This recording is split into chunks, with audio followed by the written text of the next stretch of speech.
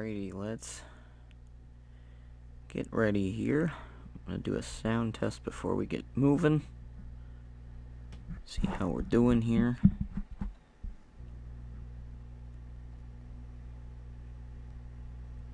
I already know we have to have streamception going on because I don't have a better way to monitor things yet. We'll get there, we'll get there. Let's make sure we're fired up here.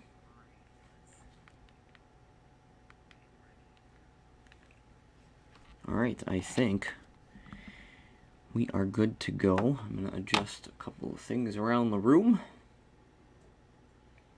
I've already thrown the link out on the socials, so we'll give everyone just a second to jump on and then we'll get going. I feel like I need a Twitter for this kind of stuff. You know, I throw the link out on Facebook and it's fine, but doesn't necessarily bode for the fastest method of delivery, if you will. So, alright, well, I'm going to kick this off, and we're going to talk some baseball tonight, and we're going to do it in a kind of a different way than I usually would. And we'll have to see if this works the way I planned it to. So here we go.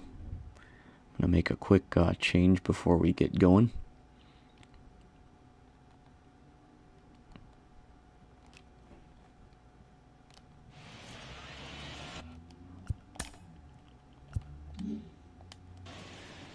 Alright, it's May, which may be when we start the baseball season in the first place. Here we got the Brewers sending Brandon Woodruff to the mound against the Chicago Cubs, as Milwaukee makes their way out of the dugout, formerly Miller Park, now American Family Field, on a beautiful night for baseball. As I said, Brandon Woodruff going to the mound, opening day starter for the Brewers last season. In a crazy game against the Minnesota Twins, the Brewers were able to get a W in that game.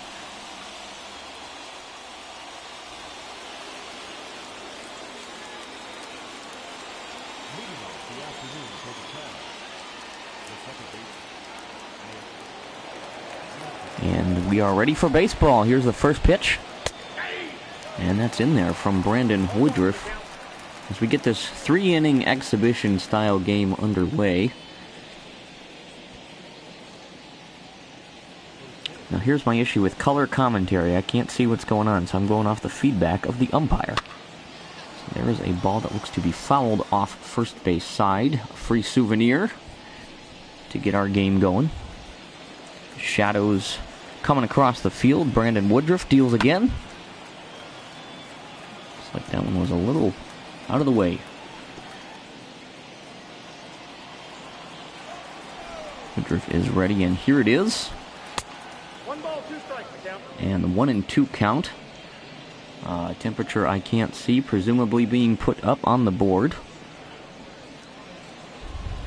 But you really can't beat this ballpark in the late afternoon like this. I've sat way back left field side, and it's really something else. Make it a little toasty and whatever, but beautiful place to be. Beautiful place for a game as Woodruff ready with another 1-2. Here it is. And that's going to be not in the zone. 2 balls, 2 strikes. Woodruff, a strong starter. Borderline ace for the crew. And another one fouled off to start this 3-inning game. Woodruff is ready again. And that's going to get in there for a... Oh, is that caught? See, this is where I struggle on the vision front. There's a look at the starting lineup for the Chicago Cubs in this shorter ball game. I'm going to turn the PA guy up after this inning. You can hear what's going on. That's outside for ball 1 from Brandon. Of course, the Brewers in this one wearing the throwback uniforms to the 2000s era of the ball club. Personally, my favorite set of logos, you got the classic M, as we look at our umpires in this one, the classic M with the wheat. Of course, Milwaukee and beer and wheat goes all right. And that classic Brewers font logo across the chests of these uniforms. And the white and navy blue, very clean.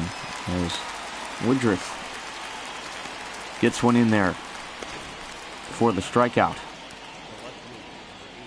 Check that out.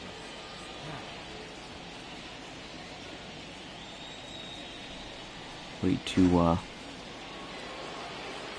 get a comebacker there for Brandon Woodruff. And that's in there for a strike. Unfortunately, I can't see the names. I got to turn the PA guy up so that I can hear who is batting. Woodruff looks to be ready, so here we go. 0-1. Nope, that's down. Is low. 1 ball, 1 strike.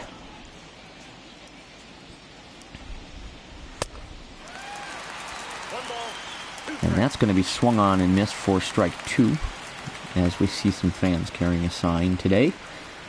I don't know how common that actually is in ball games, but Woodruff is ready with the 1-2. And that's outside for ball 2. Woody taking a second to compose. Get the top of the first hopefully over with. Get the crew up for the bats, as that pitch is fouled off at home plate. The Cubs, of course, always come into Miller Park with our American Family Field with a good number of fans, as that is outside the zone for ball 3, and we have a full count on the Cubs batter, who we'll call Bob. Bob stands in with a 3-2 count. Here it is. And that is going to get him. Strike 3. Woodruff able to work out of that for the K. And here come the crew.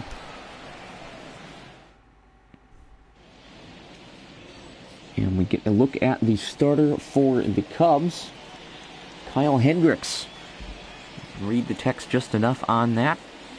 And based on how I set the order, we should have Lorenzo Cain standing in to lead it off in our shortened ball game. Cain, of course, fantastic center fielder, solid in the leadoff spot for the crew much of last season. Here's the pitch. And that's in there for strike 1. I'm going to quick pause the game, break immersion, and turn up the volume for the PA guy, if I can do that from here. I don't know if I can. Yes.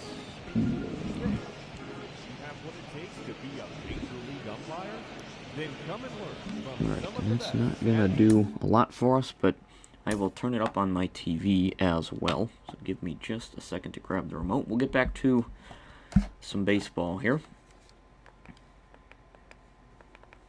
Let's try that.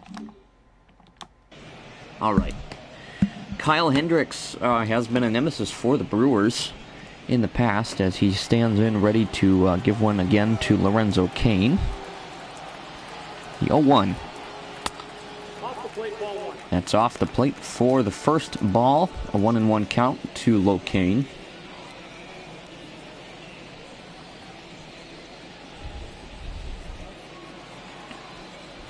And Hendricks is ready again. Here is the 1-1 pitch. Swung on, and that's going to be hit foul. Third base side as a souvenir.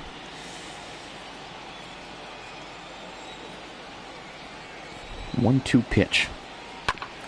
It's going to be on the ground, fielded and thrown in time to get Locaine for out number 1. The second baseman, Colton Wong getting ready to stand in as we get a look at the Brewers starting nine. Colton Wong, of course, a former St. Louis Cardinal.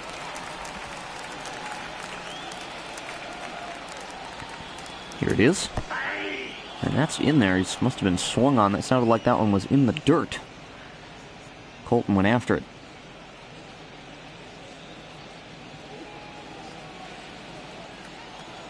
0-1 coming from Kyle Hendricks. Swung on and missed. It's quickly 0-2 on Colton Wong. The 0-2 is not in the strike zone. 1-2 count. And that's going to be swung on, and that is going to be fielded and tossed for the second out. batting third, the first baseman, number 20. Number 20. Who's that? See, that's where that doesn't help me when they just give me numbers. I arrange the batting order myself. You'd think I would know that, but I think this might be Daniel Vogelback if I remember where I put guys. Emoji revolving hearts, emoji thumbs up, emoji sweat rockets. Emoji hot face, emoji smiling face with hearts. Thank you for the emojis. Emoji hot face, emoji smiling face with hearts, emoji love letter, emoji hot face. And that's going to be outside the strike zone. Emoji check mark button, emoji thumbs up, emoji zany face. Emoji revolving hearts, emoji check mark button, emoji revolving hearts, emoji hot face, emoji kiss mark. And the Brewers looking to get something going in the bottom half of inning number 1. Emoji kiss mark, of course, these are always intense games between the Brewers and the Cubs. They call it the I-90 rivalry or the 94. I think it's the I-94 rivalry.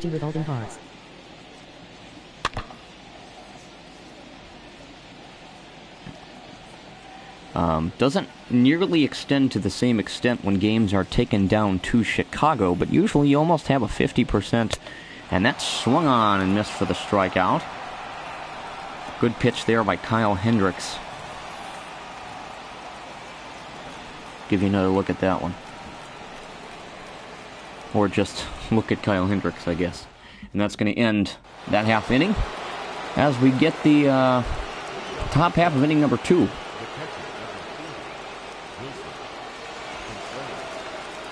Nope, couldn't quite hear who that was as Woodruff gets ready to deal to the Cubs catcher, as that's not in the zone.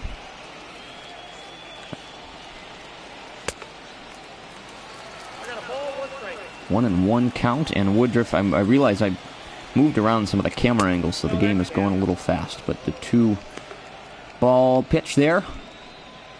The sun starting to creep its way across the field in this one. That's fouled away.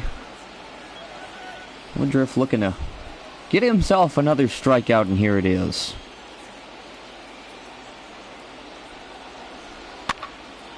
And that's fouled away. A good battle between rivals. Always fun to watch here at American Family Field. Woodruff ready again. And that's going to be a strikeout for Brandon Woodruff to lead off the Cubs half of inning number 2.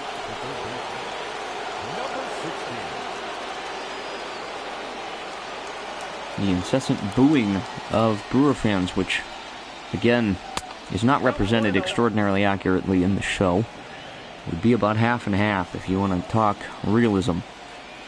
Woodruff is ready. Here's the pitch. And that's in there. Finding his groove as we get this one underway is Brandon Woodruff. And that's going to be on the ground, fielded, thrown, and in time. Nicely done.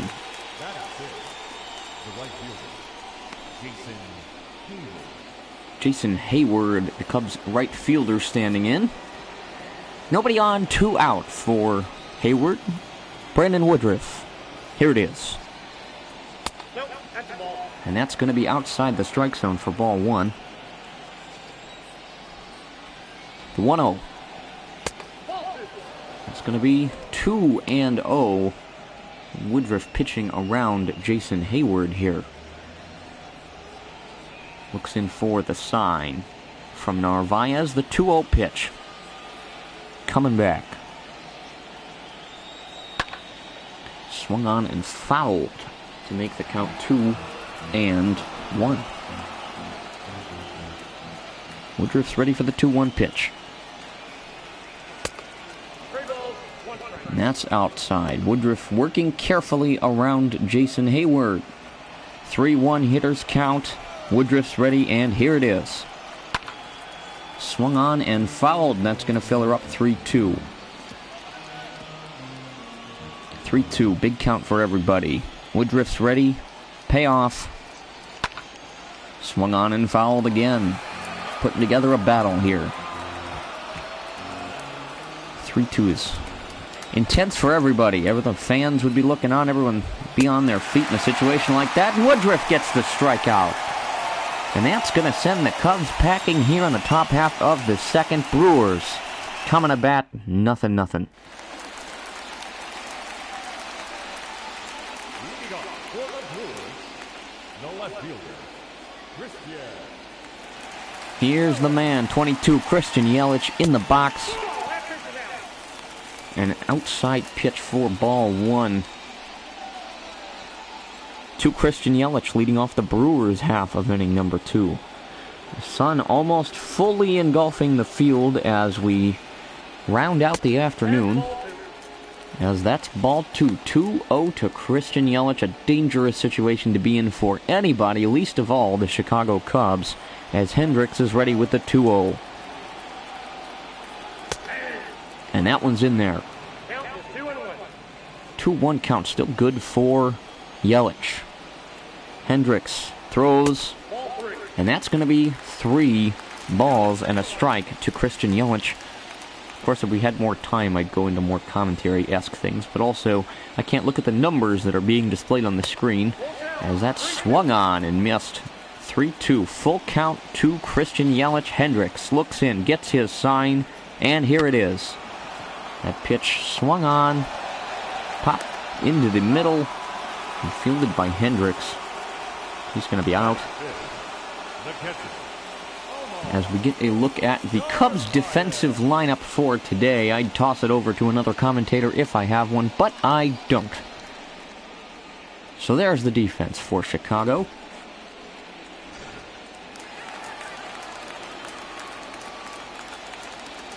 As Hendricks deals ball 1 to somebody. I wish I can't zoom in on the stream, so I don't know who it is. But hopefully someone who can get the bats warmed up for the Brewers.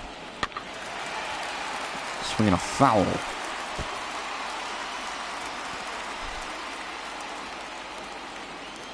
Kyle Hendricks looks in, gets his sign, and deals.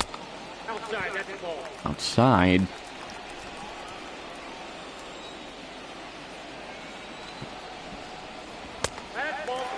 Ball 3 from Kyle Hendricks, struggling to find the zone in this at-bat. You get a look at the on-deck circle there, and Kyle Hendricks ready to deal. And that's on the ground.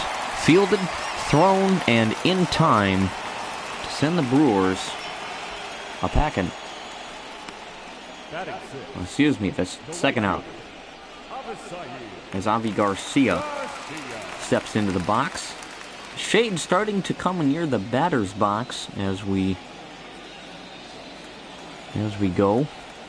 At least on the upper, the eye level of batters. I'm sure that makes it rather difficult to pick up a pitch out of the hand of the hurler on the mound. 1-1 count to Avisail Garcia.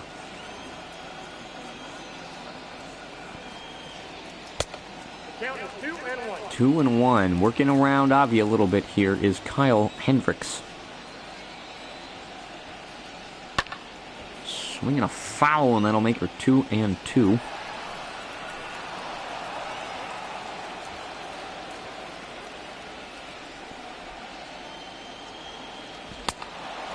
swung on and missed, and Hendricks picks up the strikeout, and that will send the Brewers a packing.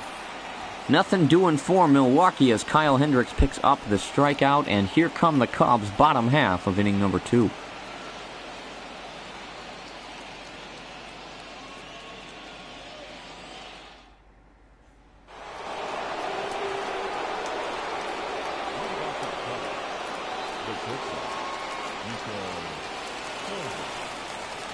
As the Cubs get set for their half of the second of this 3-inning short game here. Brandon Woodruff back to deal again, looking to shut him out and bring the boys up in the bottom half. As that one's in there for strike number 1.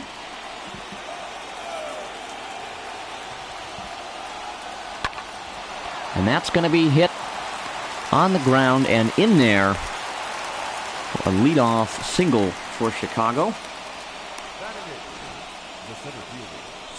Doesn't try to do too much with that pitch, just gets right in there and pokes it in right into the outfield for a nice single. Woodruff pitching out of the stretch for the first time tonight. Readies and deals. And that's going to be too low. Trying to induce that ground ball for a double play. Here is Brandon Woodruff. And keep the Cubs off the scoreboard. And here's the 1-0. Is inside. And Woodruff finding himself in trouble. 2-0. 2-0 pitch from Woody. Here it is. 2-1, able to sneak one in there. A lot of fastballs, a lot of sliders, probably going to be seen trying to induce that ground ball to at least get 1, maybe 2. As that ball is outside the strike zone for third ball. 3-1, hitters count all the way. Brandon Woodruff gets his sign, looks in, and here it is. And that's in there, 3-2. Full count. May send that runner from first into motion. The 3-2 from Brandon Woodruff is going to be ball 4, putting 2 runners on with nobody out for Chicago. As Hendricks stacks up, you'd think this would probably be a sacrifice situation. Throw the bunt down and try to move those runners up.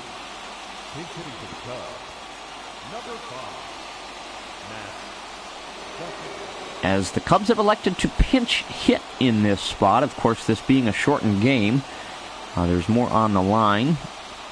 Woodruff is throwing one right in there for strike number 1. Fans excited about him getting ahead in this count in a crucial spot in this one. The 0-1 from Brandon Woodruff. Here it is. 0-2. Look at this spot for Brandon. Can he get himself a strikeout to get a big out? Here it is. And that one not doing it. 1-2 count still in favor of Woody. Looking for the K. Here it is. 2 balls, 2 strikes. Can't quite put him away. Brandon Woodruff. 2 balls, 2 strikes. Big pitch here. Winds up and fires. And that's going to be ball 3, filling up the count. Started this at-bat at 0-2. He's come back with 3 that haven't quite found the zone. Big pitch again. Full count for Brandon. He winds. And he fires. And that's going to be hit on the ground or above into the field and caught for the Brewers. As the Cubs now have runners at the corners with 1 down for the top of the order.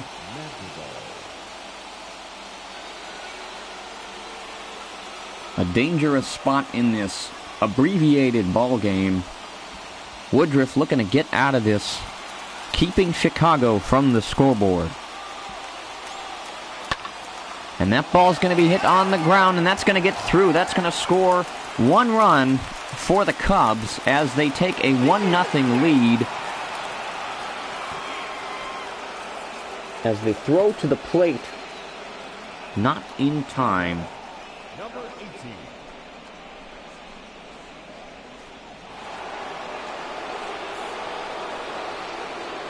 As Chicago looks to add on with 2 down. Runner on first as Woodruff can't find the zone with the first pitch, and it's 1-0. The 1-0. It's going to be swung on and missed for strike number 1. Woodruff usually good at limiting damage. Keeping the ball low in the strike zone or making it hard for guys to get contact in these big spots. Here it is from Brandon Woodruff. That'll back him off. Keeping him honest is Brandon Woodruff. Another pitch on the way. Narvaez frames it. Here it is. And that's going to be hit down the line, the left field line. That's going to be a fair ball. And that is going to be out of here. As Chicago moves out in front. A 2-run shot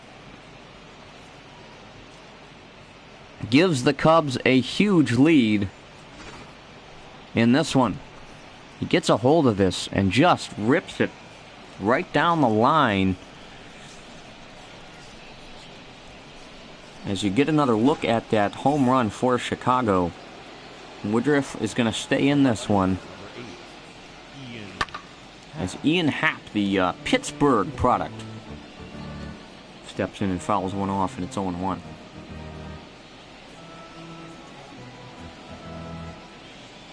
Ian Happ trying to add on for the Cubs. Brandon Woodruff deals.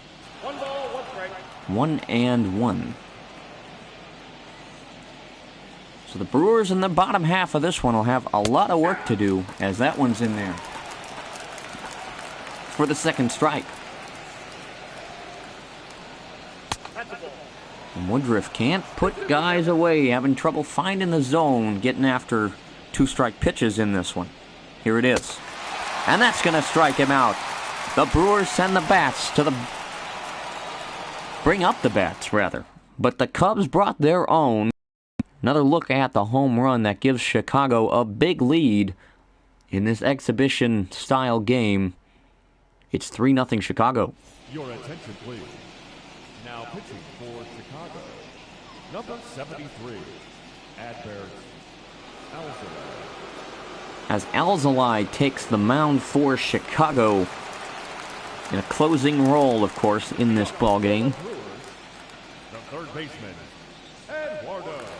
Eduardo Escobar will be the first man to face him, looking to trim this lead and maybe get this game into some extra innings as he takes ball 1. Escobar, a speed threat. A great runner, especially when he's got a hitter's count like this. 2-0 to Eduardo Escobar. Alzolay fires in. Swings through that one for 2 balls and a strike as Alzolay readies and fires once again. That's going to be hit, and that's going to ride just high enough to be an easy can of corn catch for big out number 1 for Chicago in this 3-inning contest. the shortstop, Willie Adames, standing in for Milwaukee. Big asset for the Brewers last season as Alzolay looks in, finds his sign, and throws the first pitch in there. No balls and a strike to Willie. Adames is ready, and the 0-1 swung on and missed. He was trying to golf that one. No dice. 0-2 to Willie Adames. Big pitch here for Alzolay. And that's going to be hit on the ground, and that's going to get foul first base side, and the count will remain 0-2. Adames looking for one he can get a hold of here. Here it is.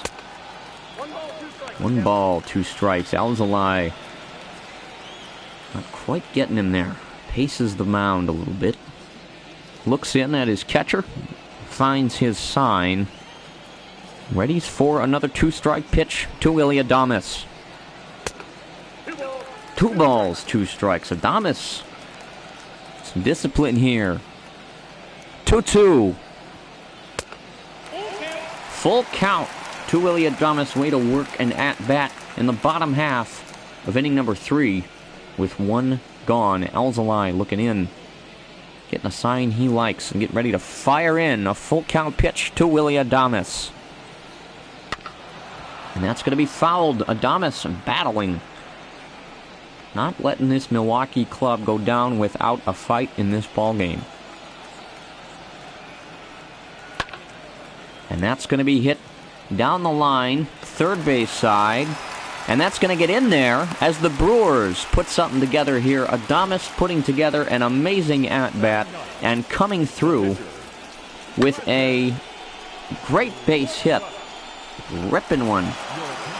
As the Brewers will now throw a pinch hitter. As Luis Urias will stand in a big spot. Looking to do some damage here is Urias. As he swings through Alzolay's first pitch to make it 0-1. Big spot for the Brewers. Trying to put something together against Alzolay. And that one's in there, and it's quickly 0-2 on the Brewers' pinch hit batter, Luis Urias. And he's going to get a hold of that one and yank it foul. Adjusts the gloves, stands back into the box against Alzolay, hoping to do some damage. Alzolay looks in and fires.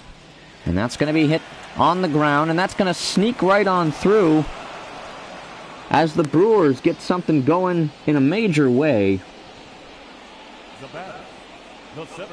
You know what? I think I got blind guy problems. One of those balls looked like it might have been caught because I'm only seeing 1 runner on the board there at first base. So, whoops. Lorenzo Cain. Ooh, trying to do some ambush swinging against Alzolay with no dice. Yeah, it looks like there are 2 out. I missed that one. I apologize. And that's going to get away. A wild pitch from Alzolay. The runner is not going to advance. Big opportunity missed for the Crew on that one.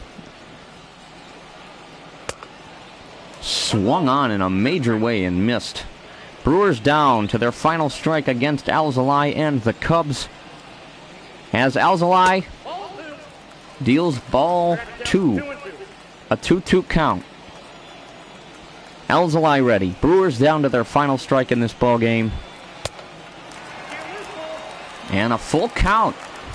Got to admire the tenacity. Putting together a battle here. 3-2 pitch on the way from Alzolay. And that's going to be fouled.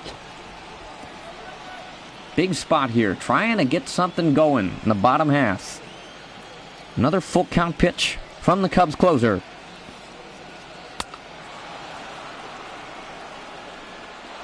And that's going to do it.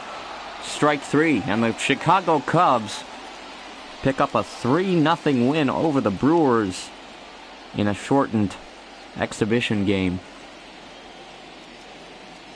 I hope you enjoyed my attempt at commentary there. As you can see, it would be very necessary to have another person to read the numbers and that sort of thing as we take a look at some of the highlights from this shortened ball game here. Not much to speak of for the Brewers, but the Cubs really putting it together. But I'd love to be able to do something along the lines of commentary down the road. But today, since we were going to talk baseball, I figured this would be a good way to kick off the stream. Just for fun. As you get another look at the big swing there. Ending the ball game. Oops, I'm not restarting this one. My bad, I always do that, because Exhibition has different menu options than some of the others. But we'll head into another game mode for a little while. Hope you guys are enjoying the stream so far. Pull up, we'll do a little... Let's do a little road to the show. Get you caught up on the goings-on of... Unfortunately, the Good thing I made it through that whole game without doing that. The Colorado Rockies, you could call him an ace, but half the time he doesn't know how to have command of the baseball. Kenny Powers. We'll get a look at his pitching. Let's do a quick bullpen session here. What can we grab here? Let's get some curveball break.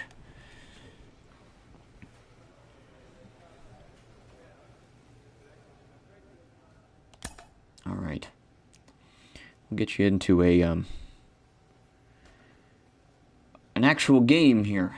As we, well, apparently not quite yet. We got to go through one of the little cutscenes first. Let's see what we got. Let's see. Let's go for control. I need it. All right, now we get fired up. So we get a look here at, out in LA against the Dodgers. As you can see, the Rockies not getting it done. 34-46 to the Dodgers. 57-26. Not going to be an easy game. Who are we facing on the mound? Dustin May, one of the coolest long hairs in the MLB, despite him being a Dodger, as we get a look at LA. Fortunately, you won't see me in the starting spot here, but gotta love Dodger Stadium. I'd like to get out to some more of the ballparks as the Dodgers get ready for, you gotta visit in Scully. It's time for Dodger baseball. Very classic. All right, Dustin May. Let's skip through the Rockies' first time in the order and get ready for the eastbound and down, at once the hero and the villain. I'll move my mic just a touch here, as Kenny Powers gets ready to make a start in this one. And there he is, created to the best of my abilities. We're going to apparently end the... Record out inside the zone, okay? We'll see what we can do. No guarantees. Go ahead and start out with a low screwball. See where our command's feeling today. Nice pitch. Get it started for Kenny Powers. Has struggled in his last few starts. Keep up the commentary run. Why not? Powers an absolute flamethrower, but struggles mightily with command as he's ready with the 0-1. And that's low inside for ball one.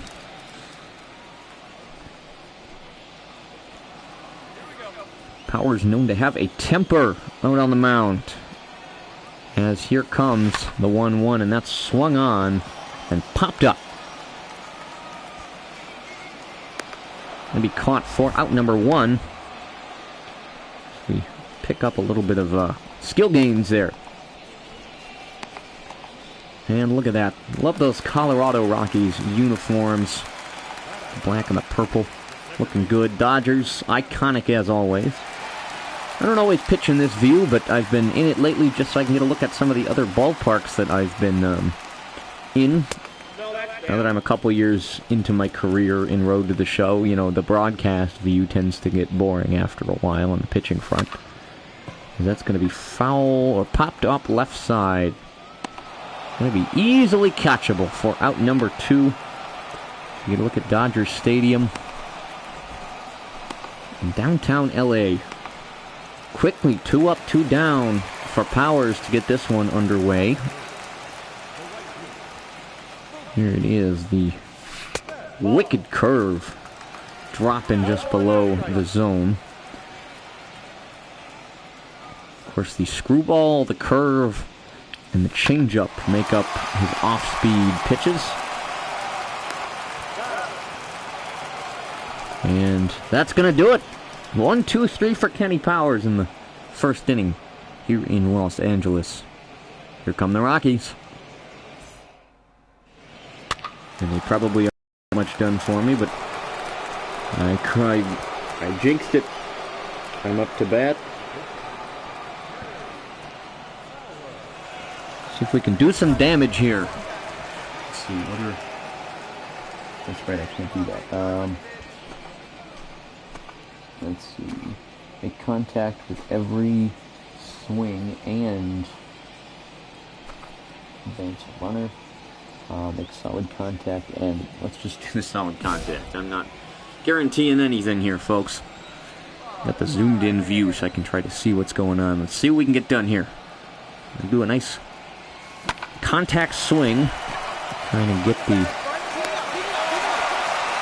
You know what? We'll take it. I think I advanced the runner, didn't I? Should have.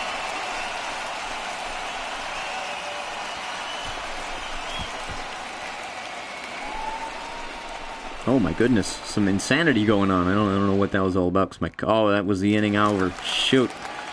Well, that didn't do what we wanted to do, eh? 1-0 Rockies.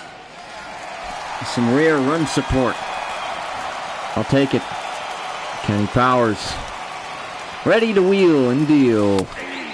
A high curveball. That is a dangerous place to miss. On the command front. Kenny Powers looks in. I need to work on how to get equipment for my guy here, because I don't know if I have to do Diamond Dynasty for that or what. A fastball screaming by, as the umpire is that guy, who is probably going to make some people angry, so I don't really need to commentate on that. Another one from Kenny Powers. Ooh, and that's going to be drilled. A very high, shallow can of corn. Get Powers much needed out.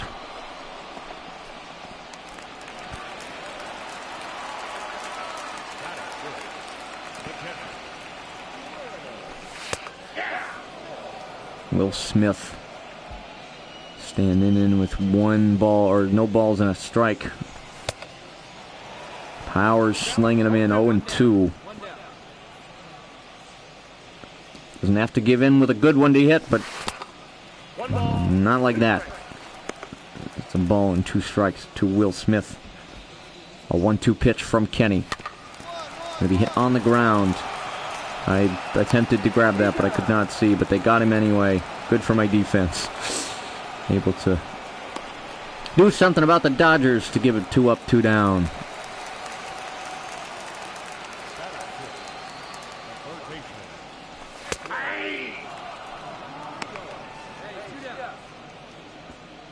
One, trying to send the Dodgers on another 1-2-3 inning, and that's going to sneak just through. By which I mean get down and head to the wall.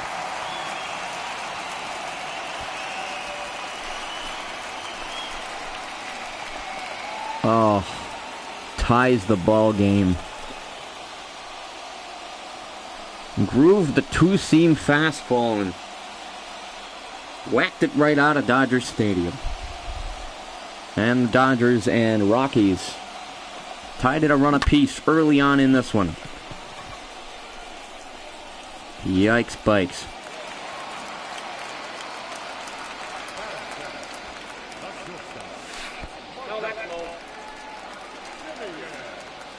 Marcus Simeon in there. Oh no, another one belted. Way gone. Way gone. Oh, 2-0, or 2-1, excuse me. Los Angeles. Let me give you a look at that swing. Yikes. Kenny Powers struggling with the long ball early on in this one. 2 hits given up, both of them. Long home runs from the Dodgers.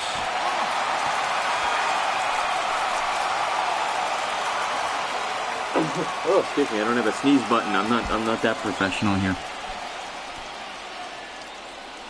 Gonna keep the ball on the ground. That's a ball. Oh, come on. No call on that one.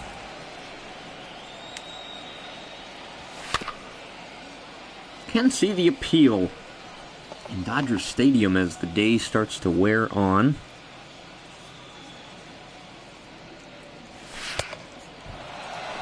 Two-seam fastball's got some wicked life when it's not terrible, as Powers gets out with any further damage.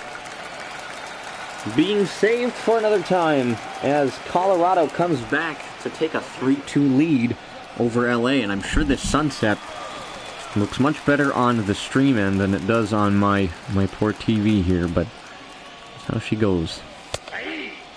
A strike for Kenny Powers to lead off his next LA Dodger. I usually play with the commentary on, but I know I've been getting double audio on some of this, and so I've been trying to avoid that as a problem.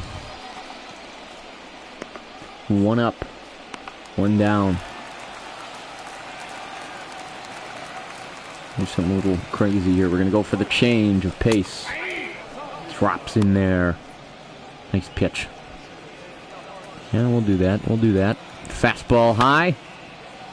Get hit. Gonna get hit high. Long. Get foul. Oh, he almost made a spectacular catch. Diving for that one. Wow.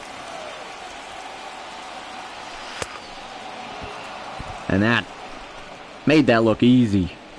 Pulling the changeup right over for strike three. Slinging and flinging is Kenny Powers in this one.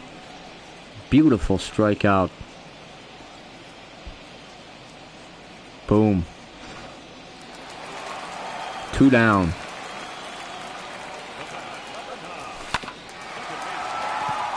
And it's going to be a foul ball first base side. The 0-1. Outside for 1 ball, 1 strike. Putting the change up inside. That's in there.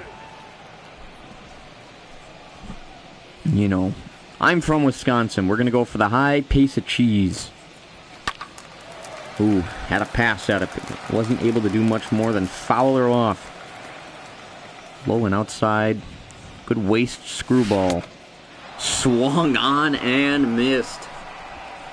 The deception from Kenny Powers capping off the inning for the Dodgers. Still down 3-2 to Colorado.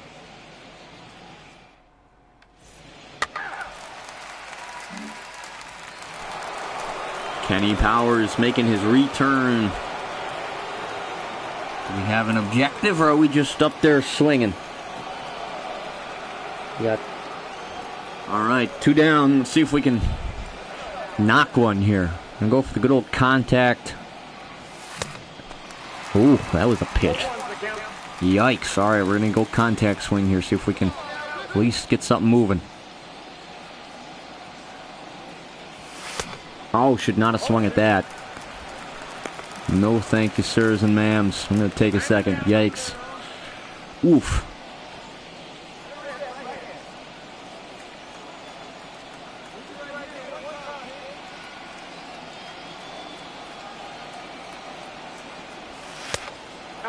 Not going to take that. Not a second time. I'm not doing that. Dustin May, look at that hair.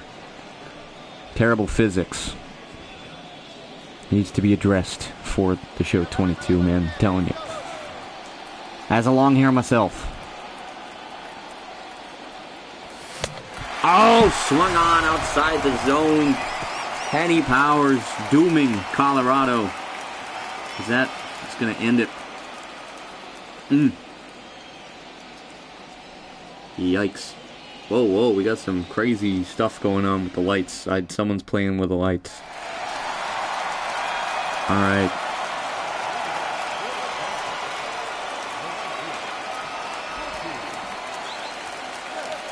Scary boy, Mookie Betts. That's too high.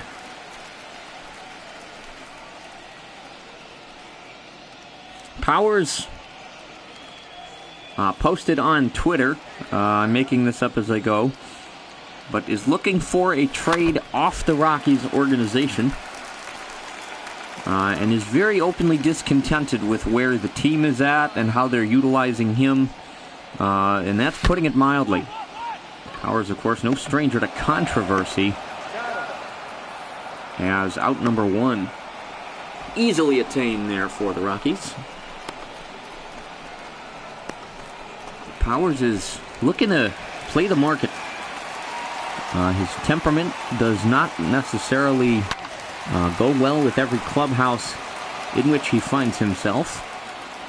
And has been known to cause pure chaos amongst teams. You know, former roommates when he was in Atlanta have issues with him.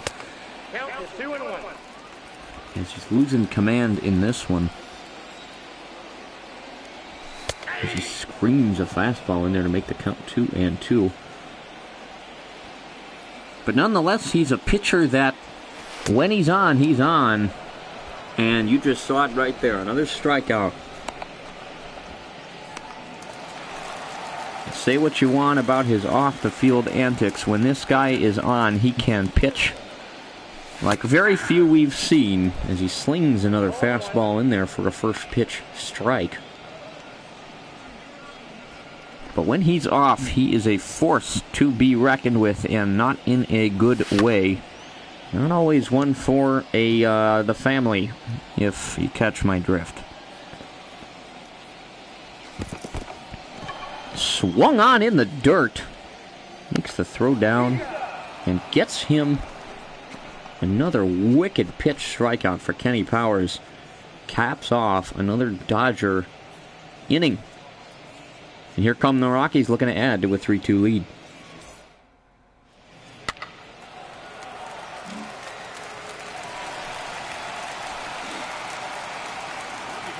Back in Los Angeles, 3-2 Rockies.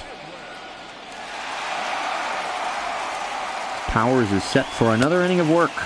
Swung on and missed. Powers showing more wicked command of his off-speed pitches tonight. Usually, of course, he is a fastball primary kind of a guy, but tonight, the off-speed stuff is getting it done. 1-1 count. Powers fires it in again. Screamer foul. Hope that one found the netting. Another one from Kenny Powers. Screaming in and almost screaming out, but much foul. Powers locked in a battle.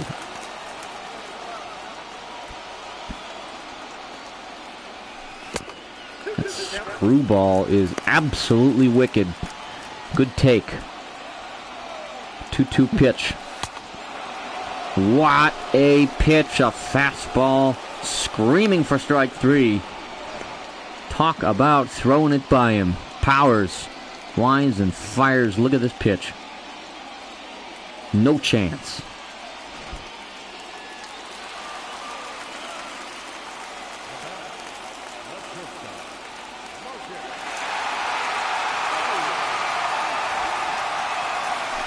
Dodgers shortstop in there takes a ball. I'm telling you, that screwball, guys think they can make contact with that pitch, and they're getting under it, they're getting over it. No one's getting good wood on that pitch as it's thrown across the diamond and going to get another out. After giving up a couple of runs early, Kenny Powers has settled down in this ballgame. Wow, that screwball is evil. Come right down inside again. No luck on that call with the curve. Rockies catcher signaling for a high fastball. Not a high fastball, but got the fastball by him regardless. The second strike. Kenny Powers looking to get out of this inning again. Aims, sets, and fires. Ball 2. 2 balls, 2 strikes. Does he go again to that bread and butter screwball? He does, and it results in a swinging strike for out.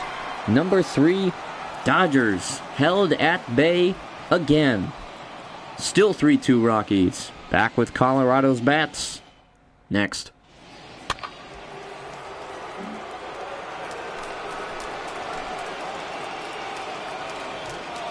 Kenny Powers back in the box, hoping to do better things than he did last time he was up. Hit on the ground. And that's going to quick ground out for Powers. Not able to get her done. That trip to the plate.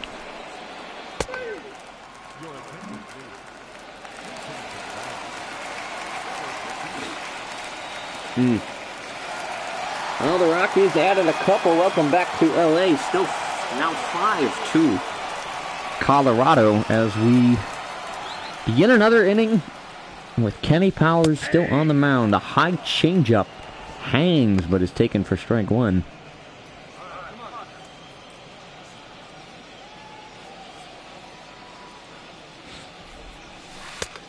Swing and a miss.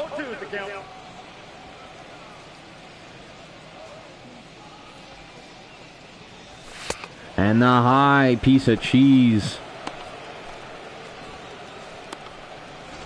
Whew. Powers, after giving up 2 long balls at the beginning of this game, has found his rhythm.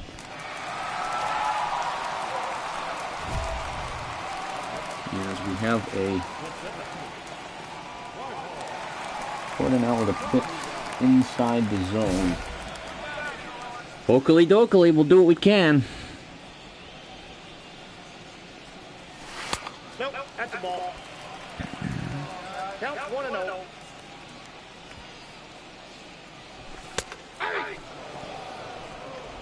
1-1 count.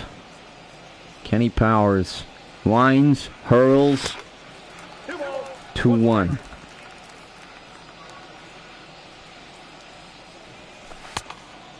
Swing and a miss. Evens up the count. Kenny Powers looking to send him packing with another K. Swing and a pop-up. And that's going to be caught to complete the challenge and the out. Kenny Powers getting it done tonight here in Los Angeles. Finds himself again, nobody on, 2 men out. Maintaining that lead. This pitch is swung on and fouled third base side.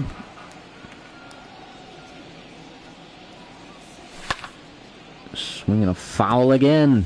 Quickly. 0-2. Kenny Powers, an 0-2 pitch. And that's going to be a wild, crazy thing. Swung on and missed. Throw down to first. Inning over. 5-2 Rockies.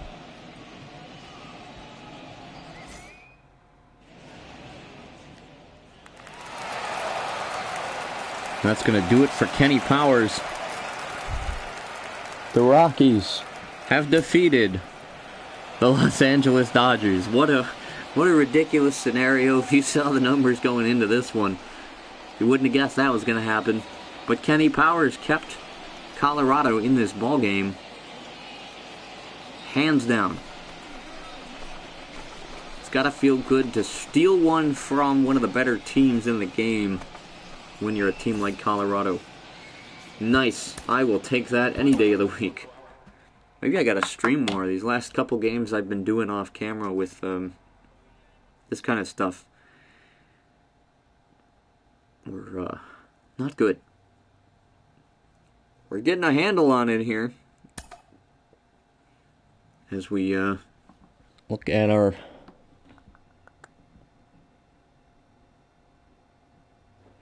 game reward. What did I get? Here, I'm going to probably bump the mic, so I apologize.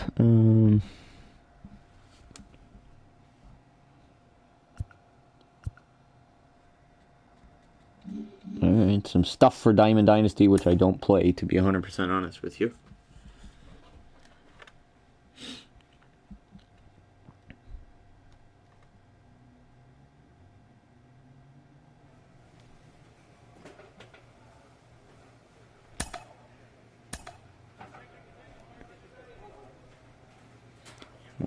Head to the bullpen here, probably. Oh, nope, we'll go right into our next game. We'll play another one, why not? Keep this one a little more low-key. I want to talk a little bit about current baseball. Look at Rockies Reds. Reds 34-53. Rockies, couple games up on the Cincinnati Reds. As Michael Lorenzen will be the man on the mound for Cincy. But yeah, I hope everyone's doing alright. We're going to calm it down a little bit for this stream. No more fake commentary. Yeah, I hope you guys are doing well for the weekend. And, you know, it's been a weird a couple of weeks for me with where I've been at. Now we can get a look at Kenny Powers' numbers here. He's 4-4 with a 4.76 ERA, 79 innings, 53 hits, and 1.158. All of those numbers. Yes, maths. It's been a weird little while though. With we don't know where we're at with COVID, and I've been having some struggles with work. Just not getting a lot of hours, looking for another job. Might actually be going back to a previous job because I need to get my 40 hours a week in. And hopefully that will kind of even things out. I need to get back to being a little more consistent across the board with, working time, and I'm not sleeping fantastically well, so just kind of shaking things up, And usually, a big part of that, getting back to some form of consistency for me, is baseball. And quickly, 2 up, 2 down here. I like that. And unfortunately, with where we're at with the current situation, I don't know that we're going to have baseball on time as we look at the 2022 season. And that makes me sad. Come on, throw him out. Nicely done. We'll take that. 3 up, 3 down.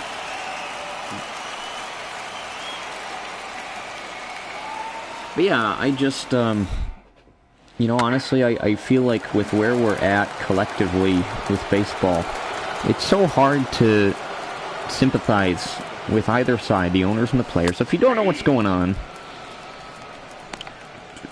short answer is a lot of people don't know what's going on. What do we got? Retire the side order? Sure. We'll give her a shot. The players and the owners have to agree on essentially a global set of rules every few years, and that's not going very well at the moment. And it's really hard. I grew up a fan of the Milwaukee Brewers. There's a K. Who are a small market team. They don't have money to throw around, and so there's all this stuff about a salary cap and a luxury tax, and just problems that the teams that I enjoy watching are never going to have. Now I've moved within range of the Minnesota Twins, and so that's kind of where I have started to place my baseball. I don't want to say allegiance, but I'm starting to transition to also, and possibly primarily, becoming a Twins fan.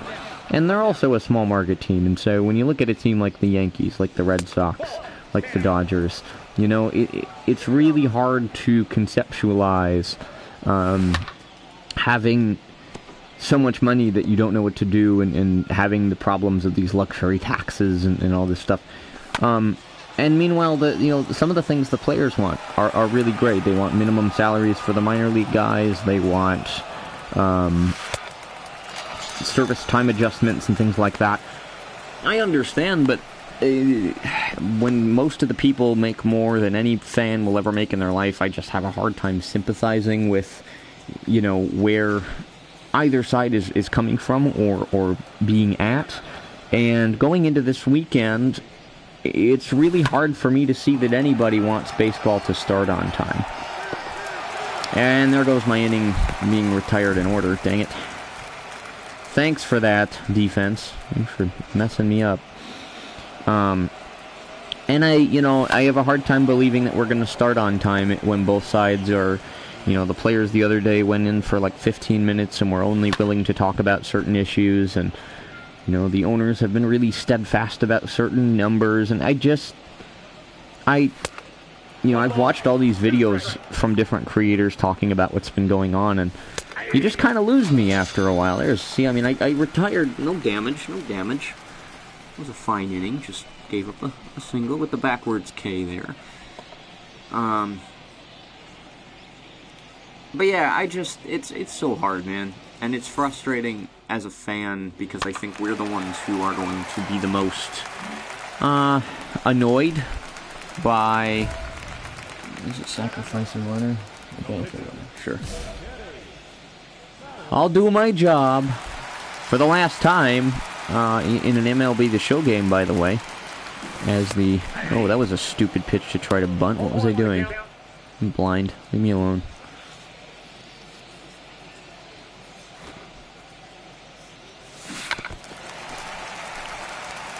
Thanks for that. Now I can't feasibly do what I'm trying to do here. Give me just a second.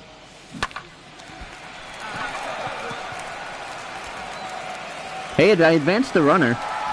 You gotta give me credit. They'll probably pinch run me, but I advanced the runner. Not how I would have drawn her up, but we'll take a little funky knock. Nice. Oh, I didn't. Did I get out? Did I? Oh, because they.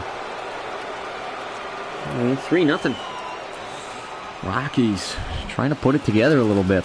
I can respect that. But I just want, my season to start on time. Like everybody does, I'm sure. But the good news for me is that I work with. If you ever heard of the Northwoods League, it's a summer collegiate league in the Midwest, and I work for a team in my area. I might do a video about that at some point later on in the year. But for me, regardless of the major leagues, I will hopefully be able to... Oh, and that's going to dribble on by as a fair ball. That sucks. Yeah, I know he is. Shut up. Fine. Go away. Give some hard ball here. Oh, no one got to that ball. Come on. Nicely done. Yay. Bravo. Way to not play defense. That's better.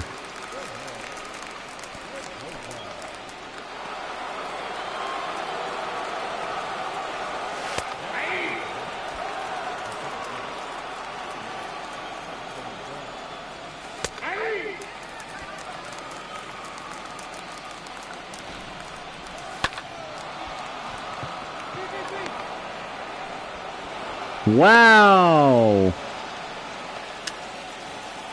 Oh, sorry, that was seizure-inducing.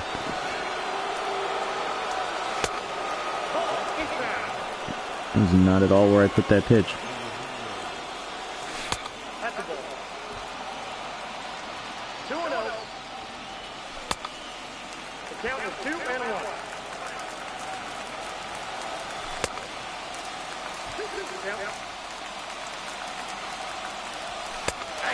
Yes!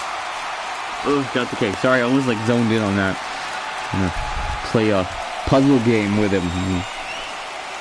Oof, it's scary. Got the call on that one big time.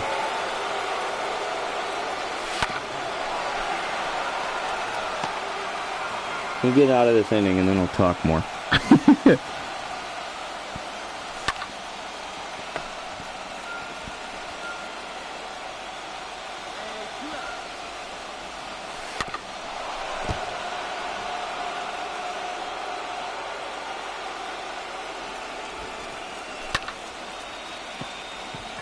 If that gets down, that was a really... Oh, that was a good hit. It was like way outside the zone. He had to go get that. As we give up another run. Oh, that's gone. Okay, maybe not gone, but...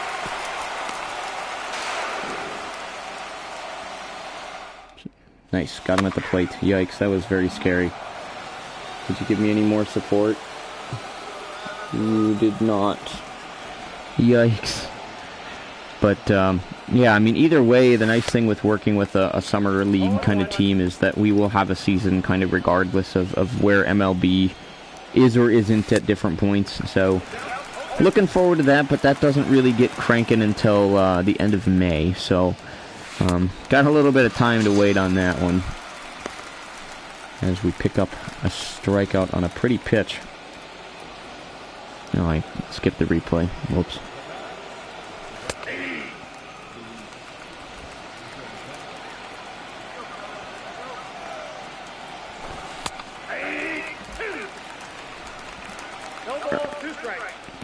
Give me a nice piece of cheese.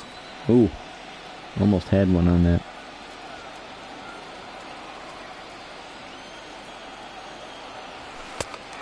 Yeah, goodbye. Cha-ching is right. Flinged it right in there. Look at this. Goodbye.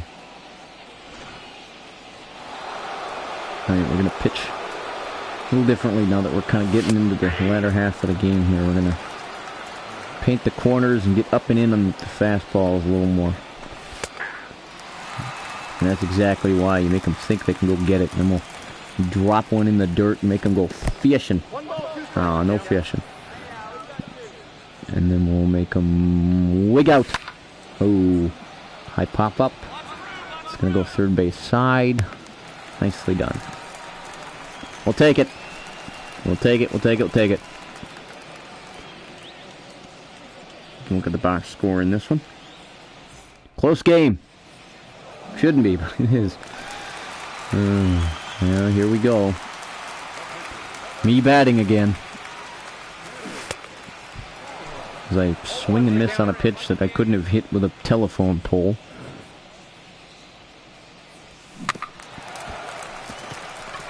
Dig, dig, dig, dig, dig, dig, dig, dig, dig, dig, dig, dig, dig, dig. Oh. I'm assuming my outing will be done. Oh, maybe not. Alright.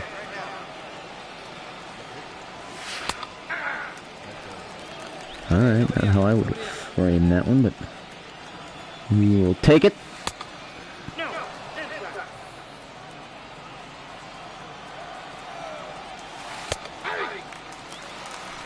And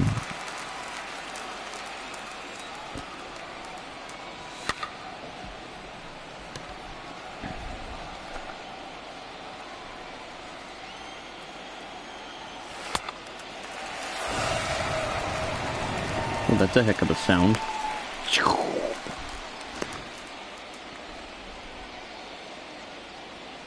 Woo!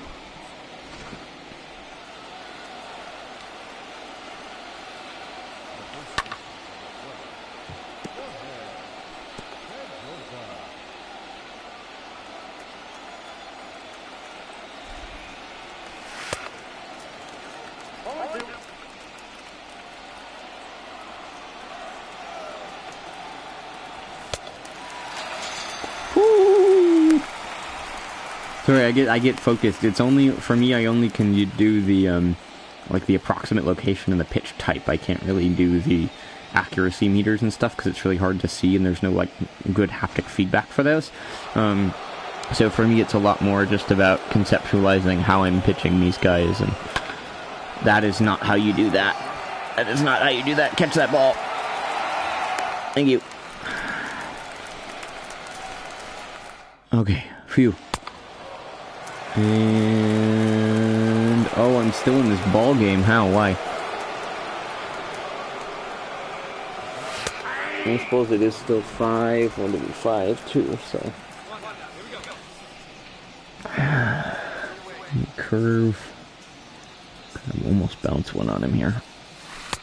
I got 1 ball, 1 strike. Not quite enough. Change the eye level and the speed. Get a nice foul ball. Take it, I'll take it. And then come way inside with the two-seamer. See if that'll put him away. Nope. Good take. I'll give you credit where credit is due. Good take. High pop-up, that's going to be foul. Alright, now we're going to bury a fastball below the zone. So even if he hits it, it probably won't go very many anywheres. Sounds like when you close it, I don't know, my fridge when I was little, when you closed it, it made that noise. It like it was hissing. It was like a dinosaur. That freaked me out, man. Alright, can we keep rolling like this, or are we going to hit a wall? Same location, different kind of an off-speeder. No. Alright. Now we're going to go outside with a fastball. Nice. And then we're going to make a weird... We're going to go inside and a little up with the screwball. So look... Oh, the point was that it was going to look high. But I think that might have enough to get out of here. Dang it. Oh, not a good place for the screwball. Good to know. I mean, to be fair, I should have known that was not a good place for the screwball, but I was trying to vary it up, man. Whatever, you gotta have short-term memory when you're a pitcher, so we're gonna pretend that didn't happen. Another 0-2 count. Now here's... Oh shoot, I did not mean to make that pitch. I'm glad I didn't have to pay for that with my life. Give me a change of pace. Right at the bottom of the zone. That's not where I told you to put that pitch! Oh no. Are you kidding me, man? Look at that, he just beat that ball to death. It is dead. Please take me out of this game before you lose. The manager for the what the heck, the Rockies is not like, he has no hook, and this is not just this game. Like, I would have taken me out probably a bit ago. We got a 5-4 ball game with, I don't know if I should say the bullpen is good or not, but with a bullpen. And like I said, I mean, this game has been proof of this. When I can be on as Kenny Powers here, it's kind of terrifying, but when he starts giving them up, he gives them up in bunches, and they are long, and they are not pretty, the home runs. So...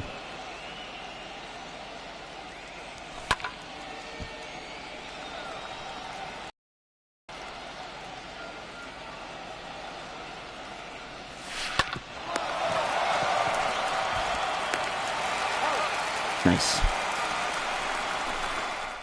Well, no further damage. Now I'm assuming, yeah, now I'm done. I figured I would be. I don't know why it does this randomly, where it'll put me in and be like, you're gonna watch now. Okay, I'll watch. Hello, person on deck. There we go. See who gets the dub. I'm assuming... the Rockies, wow, have beaten the Reds. Nice. I think if they kept me in, I'd get the win. So I'll take that any day of the week. And I think what we'll do next is I'm going to hop over to my very meme-worthy franchise. And I'll put one of the games on. For that, without the commentary, we'll talk a little bit and close it out that way. So if you want to stick around for that, that would be cool.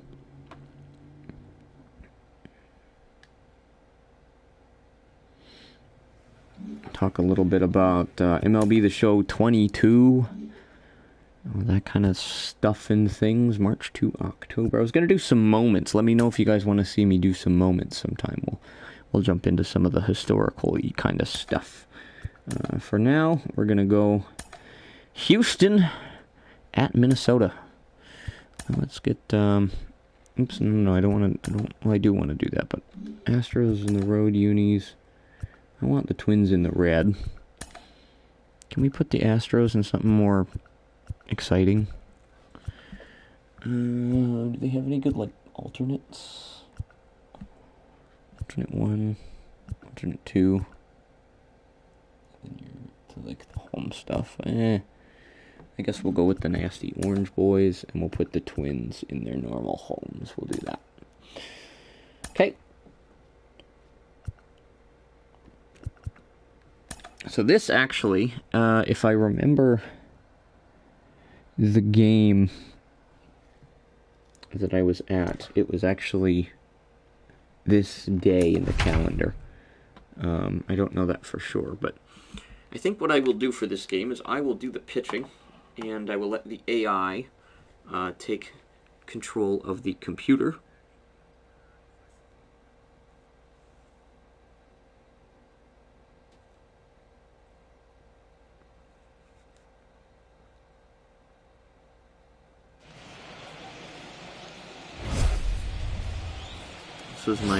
This series, anyway, I think it was this game right here. I'm assuming this is the Saturday night ball game. I don't know that for sure, though. It looks pretty bright out to be a Saturday, but I went to a Twins-Astros game, specifically to boo the Astros, and it was very fun. We get a look at Balazovic. What a name. Jordan Balazovic. Getting a start for the Twinkies.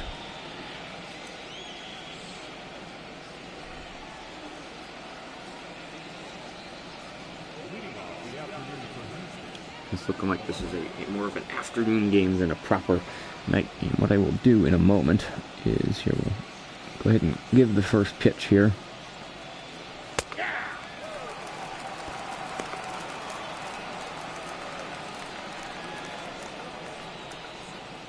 So here we'll go, we gotta wait just a second. There, now we can go, no? Now we can do it. Zoom out. Yeah, this is afternoon. Usually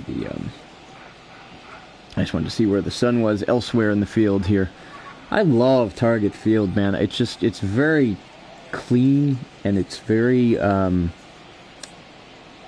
aesthetically pleasing to me, and maybe that's just because I can't see a lot of detail when it comes to architecture and things of that nature, but I've sat here, let me move the camera. I apologize if this makes anybody motion sick, but if you head out up here above the sign that I think it says like baseball or the show or whatever, it's Budweiser sign in real life, but that top, not quite the top deck, but that right next to the sign, if you kind of just go left, and there's those chairs up top, up here, way up. That's where my buddy and I sat. Those were great seats. Great view of the scoreboard, the Mini and Vinny, all that kind of stuff. So it was neat to get to my first game.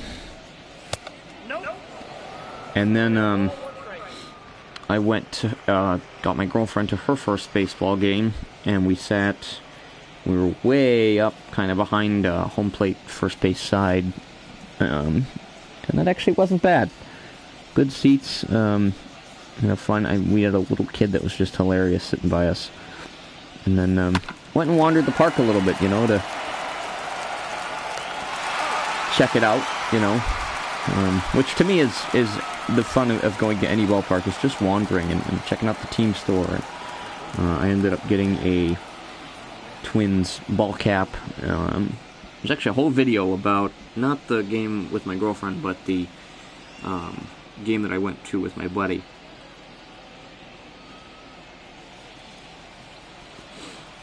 If you want to check that out on the channel.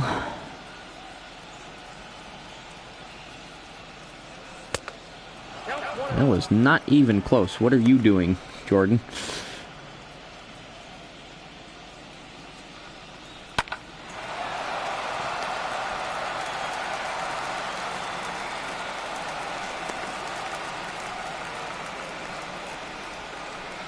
2 up, 2 down for Jordan Milosevic. I'll take that for sure, especially against the Astros.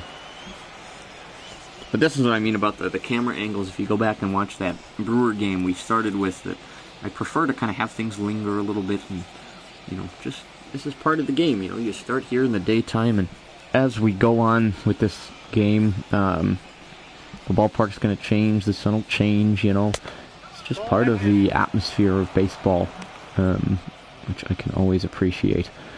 Eventually, I really want to get the PS5 so I can recreate the stadium that I work in, and maybe that ball club, and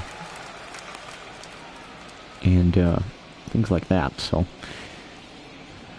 I'll call it a 5-year plan. Those things are pricey, man. Let's see, do we have a good change of pace we can give this? 2 balls, 1 strike. Give me a slider. Just... Oh, that hit him. I mean, it is the Astros, to be fair.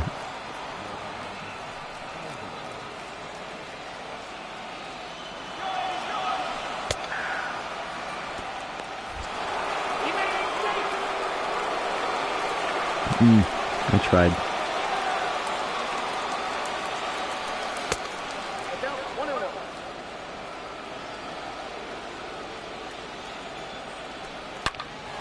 Oh no.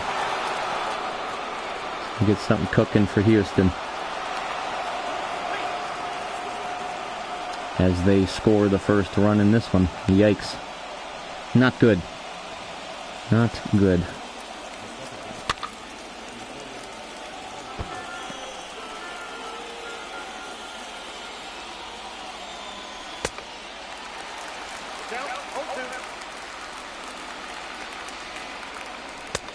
I got to count 1 and 2.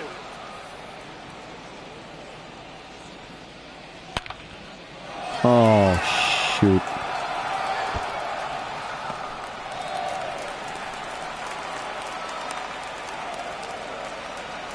Not even close. 2-0 Trastros. Sorry, someone must be banging a garbage can up in the dugout. My bad. And that puts an end to the inning. Yikes. Not good. We're going to switch it over, let the CPU take over the Twins' offense. Get some different looks at target field.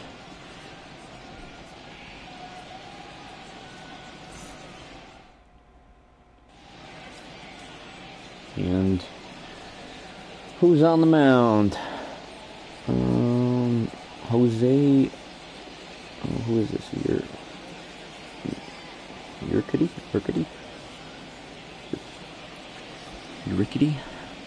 Jose Rickety. That's what I'm gonna call him.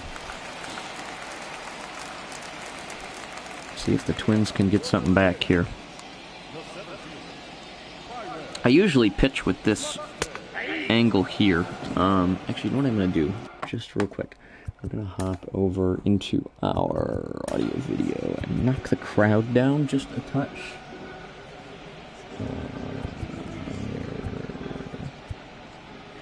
Yeah, the crowd might help me here. Things a little better,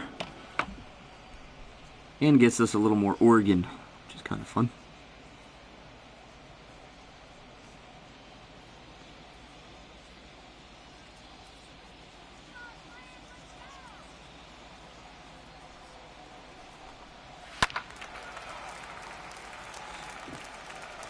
It's a little more realistic, I think, to have the crowd knocked down a little, because I think usually they've kind of got the mics honed in on, the umpires and the field. Oh, come on, run. Ah, 1 down, 1 up, 1 down for Minnesota.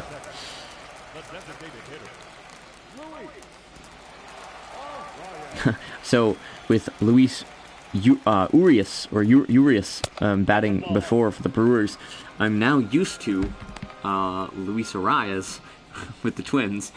So that's a fun mispronunciation that I now actually mispronounce the Brewers guy, not the Twins guy. So I think my transition is complete. No, I don't know. But, I will say it does feel so weird to switch to primarily following another team. You know, just having grown up listening to Bob Uecker and being such a big Brewers fan, I have nothing against anybody on the Twins. It almost feels like, I don't know, like, if you get a new car and then you were used to how you had your seat in the old one, right? And you had your pedals where you liked them, and the certain 2 up, 2 down. Look at that strikeout. But you have like everything the way you like it, and then you get a new car and you're like, ugh, this is just, it's different. It's not bad. It's just weird. And I think that is a little. I mean, after my second game at Target Field, I was like, I can see me really becoming more attached to this stadium. The stadium that I work at, it does all start to feel like home, right? Like you're there so often. Last year, for the collegiate team, I think we had 36 home games, and I must have been at about 33 of them. I think I only ever missed a couple games that were weather-related, and I had some transportation troubles, but, you're there for so many crazy wins, losses, cool events, fun promotion nights, whatever it might be. And for me growing up, that was Miller Park. I remember one of the first games I ever went to, the roof was open. It was a Sunday afternoon. I think it might have been Brewers Diamondbacks, but I don't remember for sure who was playing, to be honest. And I got a hot dog, racing sausage, Beanie Baby guy, and a little bendy, crazy little dude. And that was my first Brewers experience, and it was really, really fun. And got to meet Bernie Brewer and the sausages, and it's gonna get foul. But yeah, it's just you get attached to the place that is a ballpark, and one of the things that I do appreciate about the show, and something that they're getting better at every year in little ways, is getting those things right. One thing I wish, the organ, this is a really silly nitpick, the organ for the Brewers doesn't sound right. The organ here at Target Field is not right in the game, because the organ in Target Field is still a real player, as in somebody live plays the organ. I don't know, just going to a game and recording those sound samples, having him come in and play an organ, or miking up to his organ to get a sense for that sound would be ideal in terms of capturing that, and doing that for all the ballparks for the home run horns or sirens that they have. Some of them are close, and a few of them are spot on for sure. But some of them are off enough that if you're a really dedicated fan of that one team and that one aspect of that experience, of course you're gonna notice oh, that doesn't sound right. Again, it's not that it's a bad sound. Next time we hear the organ here, I'll kind of be quiet and let it play, so that you guys can hear what it sounds like.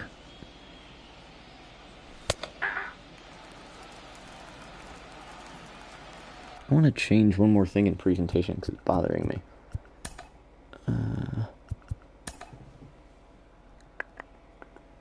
Okay, you know what? Always, but I guess we'll do always.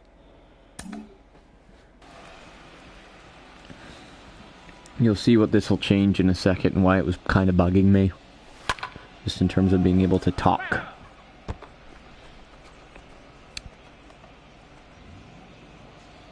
It's this right here. These different camera angles to look at the field and things like that. 2 balls, 2 strikes.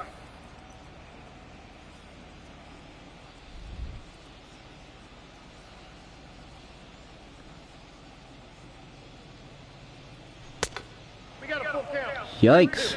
Jordan. Not getting it done today.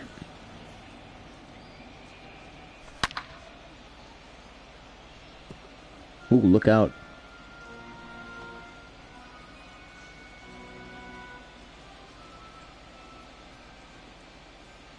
So there was a little bit of organ. I don't know if you could quite catch that in the background or not, but it doesn't sound bad. I mean, it's a baseball organ, but the Twins one is this big, you know, it not to the extent of something like Wrigley Field for sure, but it's this very present, alive kind of organ. It's very, I think it's really pretty. It's very atmospheric because it's specific to Target Field. There's the Twins on the defense.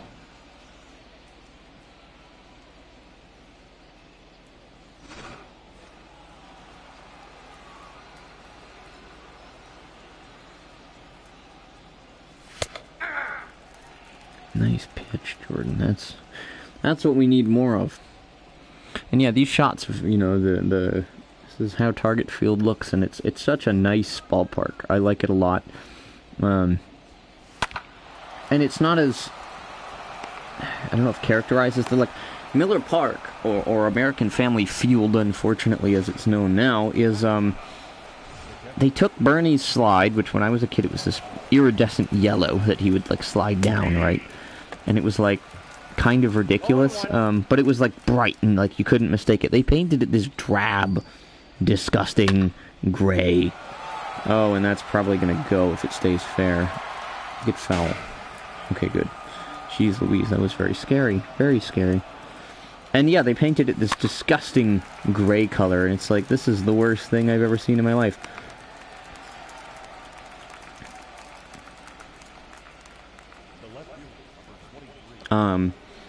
But yeah, like the roof opens and closes, right? That's such a unique characteristic, and there are other parks that do it now.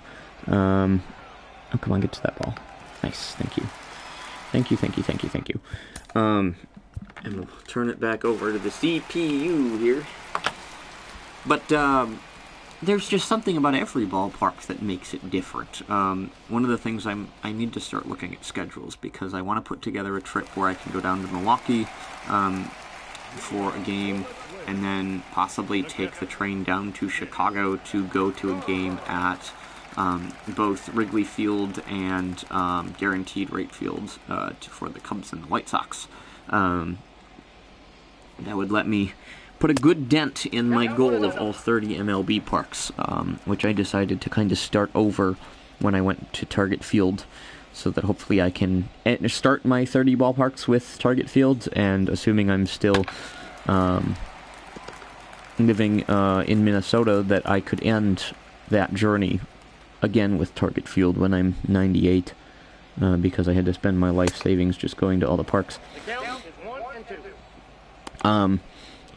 But yeah, and I mean, I've got some friends of mine that live in the Milwaukee area, so it'd be fun to go to a game with them. And get in there, get down. Not like that. Dang it. But yeah, I mean, there's just something about, you know, each ballpark that stands to be unique about that park.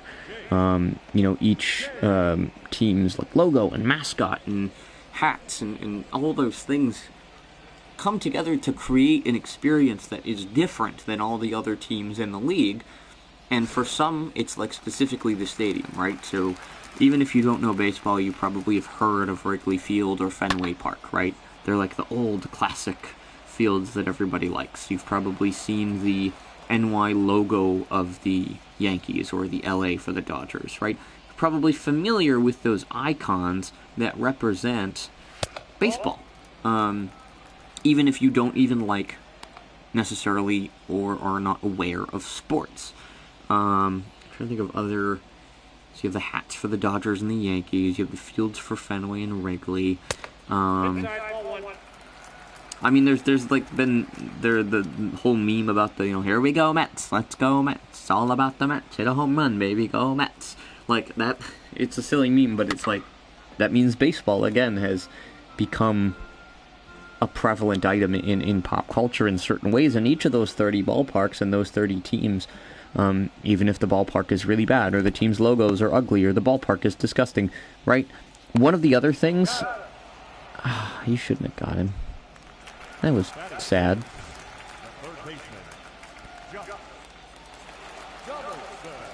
The bringer of rain. Yeah, I don't know where I was going with that, but I wish the show would kind of pay more attention to those little tiny details, you know?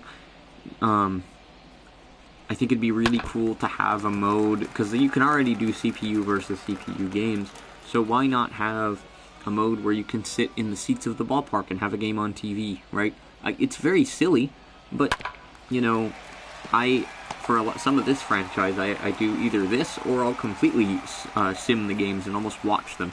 In 2020, when I thought we weren't going to have baseball, I pulled up a franchise mode of the Brewers, and they had the schedule for the year, and for quite a while, on the day that game was supposed to take place, and at the time when the game was supposed to be, this is really dorky, but I would put them on my TV just to have baseball, because the world was so screwed up that baseball became, it was like, okay, this is the one thing I can manufacture for myself that's normal, right?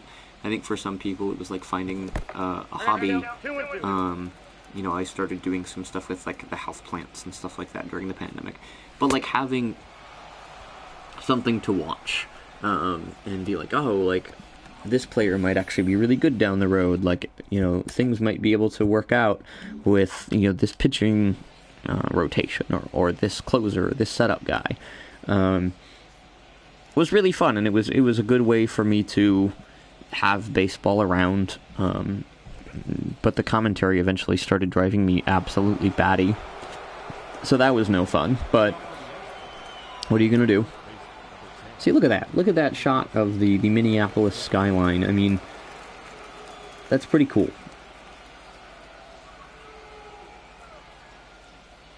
It's moving so slow that if I stare in one spot with my field of vision the way it is, it, like, messes with me. So that's weird. Because it's like I can't tell if it's moving or not. Inside my behind. Blue. It's gonna sneak right on through in it. Lead off trouble for Jordan Balazovic again. Yeah, look at this. I mean, this is how it might look, right? If you're sitting kind of halfway up one of these rows of seats here. What a view. Very nice.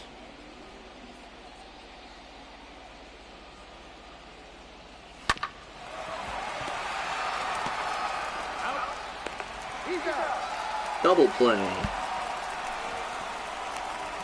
I didn't know if I would have a shot at two. I have most of the things set to automatic, but the field things are set to, like, the buttons on the controller, so I have to, like, rely on hearing the ball, going to the glove, and then the out of the umpire when it's second, and then I throw it with the other button to first, and it happened to work that time.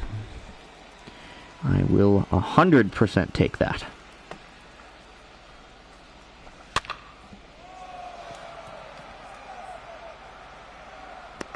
Look at that. Look at that. The out. Get on out of that inning. Take it. Take it all day. But yeah, I mean, if you're a baseball fan, you know, why? What team are you a fan of? Is there a certain aspect to your ballpark, your team, that stands out to you as kind of being a specific to that team? I think that'd be a really cool thing to do, like a series on for all 30 teams, right? To find a couple fans from each team and you know, have you describe, you know, what is that? If I'm going to go on a Tuesday night, you know, to your favorite ballpark, what am I going to see? What am I going to hear? What is the atmosphere like? You know, do you go when your team's not doing great? You know, do you go on those days when, you know, you've gone, you know, 2-8 and you know, maybe gotten swept at home, and, you know, it's the second last game of that series as the Twins swinging a drive that's gonna fly. Goodbye.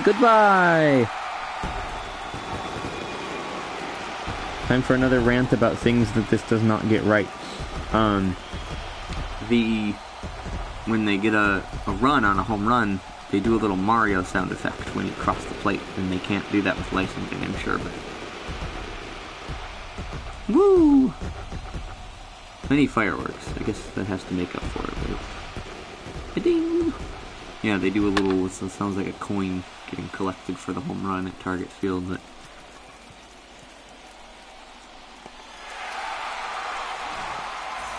Alright, well, Twins get one back.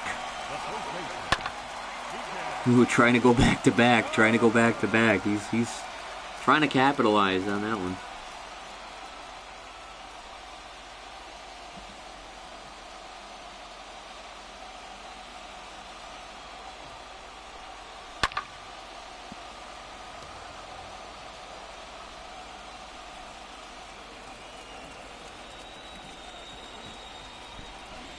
They're trying, man.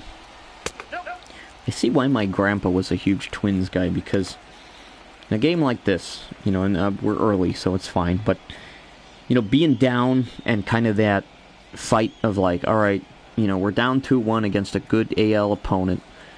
Can we get, you know, alright, we got one back, even if that's all this inning is, which it's looking like it might be. Fires, nice play there, yikes. But even if that's all that turns into, right, okay, you got one. Let's, you know, get the pitcher out there, go 1, 2, 3, and come back with some more. I see why that's something to admire and something to get excited about. You know, the Brewers have always kind of been in that same camp as well. And so really, the Brewers and the Twins are not insanely different from one another in a lot of ways, and so that's why it's been fun to come from that angle, and oh, that hit something.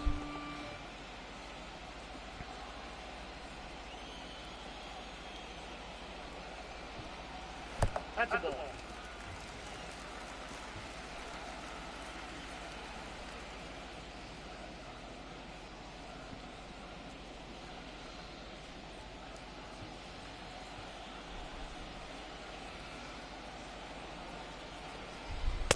Ball, watch out.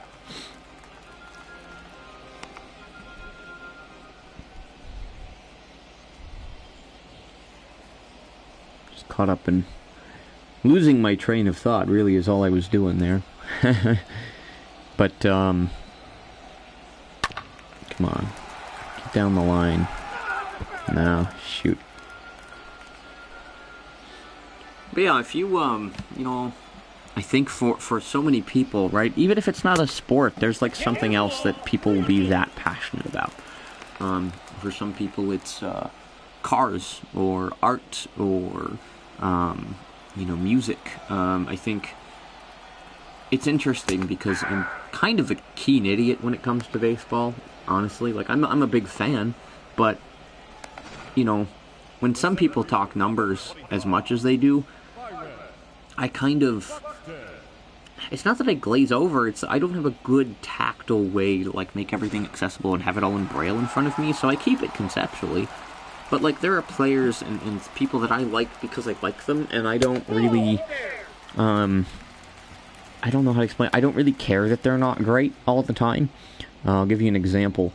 My big bearded badass boy with the bat, always banging the ball with the barrel, was Ben Gamel, from the Brewers. And now, then he went to, I believe, the Guardians, formerly the Indians, and then he was with the Pirates, and I'm not sure where he will be come spring training time.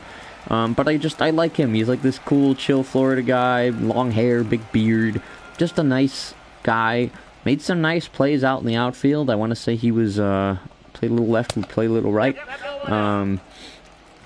And I liked him, and he was fun to watch. He was my boy. And I didn't really care that he wasn't a flashy big hitter, you know, who always, like, got those crazy plays. He was just a fun kid to watch, and I enjoyed that. A little bit of the hype train, I will not lie, I'm jumping on for Joe Ryan as a pitcher for the Twins. Again, long hair, you're going to notice a pattern. But again, just seems like a nice dude. Twins trying to spice it up here. Trying to get something going with 2 outs. But yeah, I mean, I like players that are just, I don't know, they're just cool. And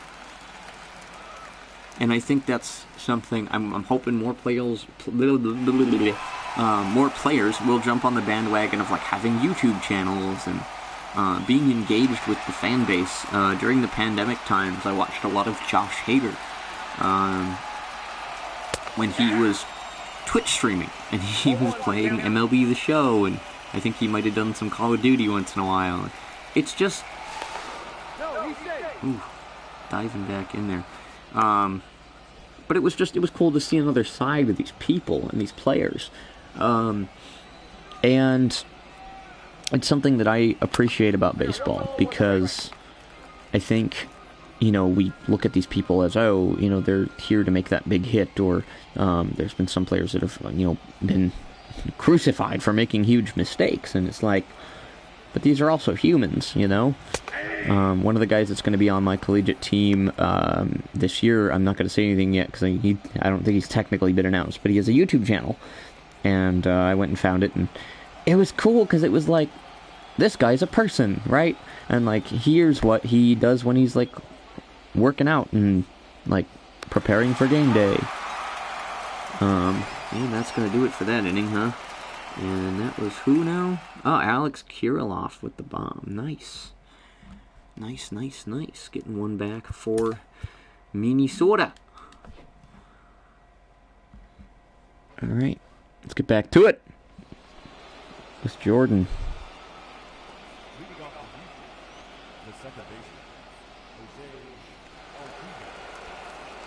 Uh-oh, it's Altuve. Cheater. Ball one, no strike.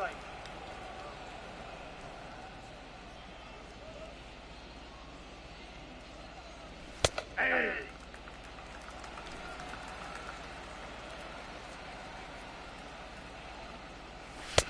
No catch off the plate, ball two.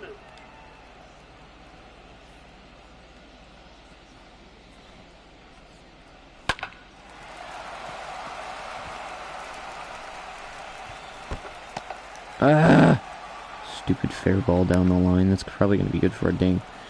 Almost a triple.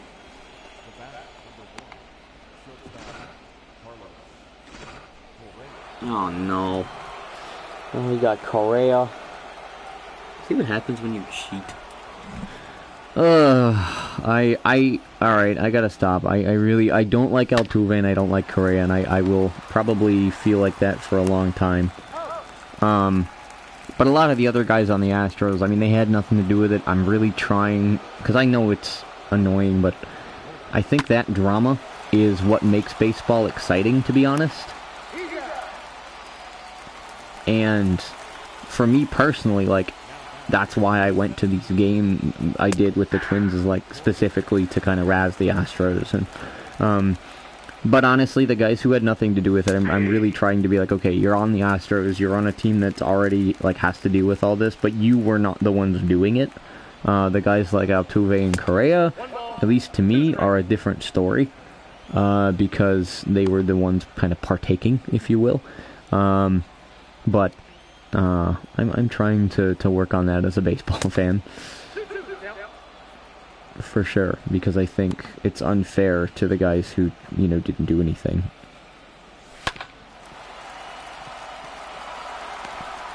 And the Astros are going to get another one in. What a mess. I'd say it's Jordan Balazovic, but I think it's me trying to pitch while talking as we groove one absolutely out of here. And that's bad. That's bad.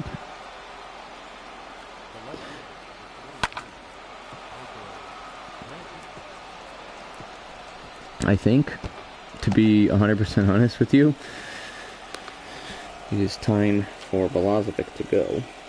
And yeah, I know it's the fourth, but it's 5-1, and we really need a win against the Astros. So we're going to go to the pen. We're going to get Griffin Jacks warming up.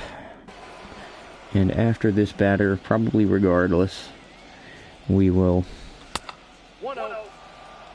put him in.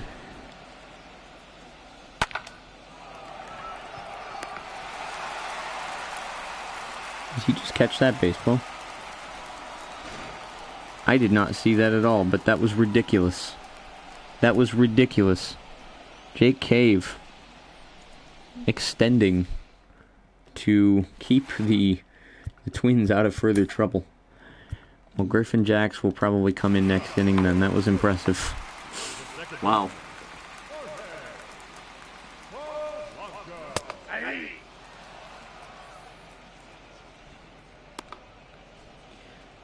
So, we cruise onwards.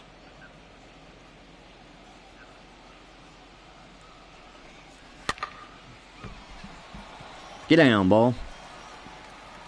Not into the glove. The catcher, number 8, Mitch Garver. Well, we'll see if we can get something going. You know, we got time. I got to get the pitching on lock a little bit better. Maybe stop hitting the zone quite so much. Ball, that pitch is out.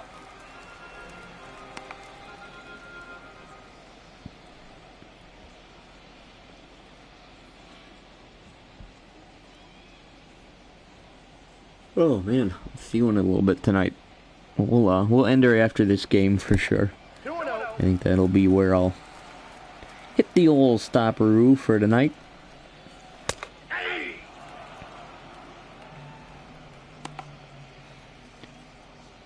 What are you guys up to this weekend though? Is anybody doing anything exciting? Not doing much on my end. Waiting to hear back about some job stuff next week, getting ready to do my taxes. That's about it, honestly. Nothing exciting.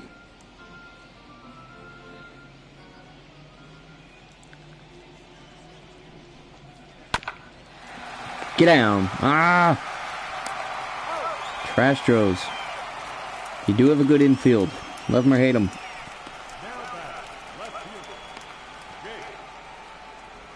Cave just made that ridiculous catch. Please make a ridiculous hit. Preferably for a home run. Or a home run.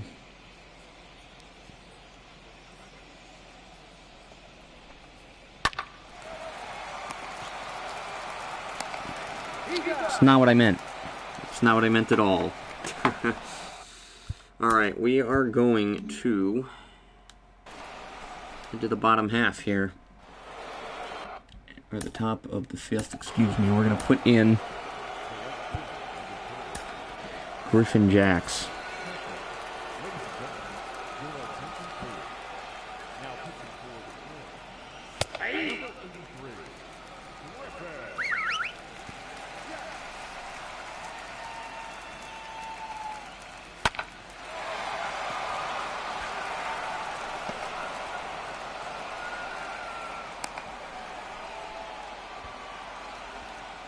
Did the same pitch twice. There was a bad idea. I was able to get a hold of that one. I did have to move the mic a little so I could kind of see what was going on here.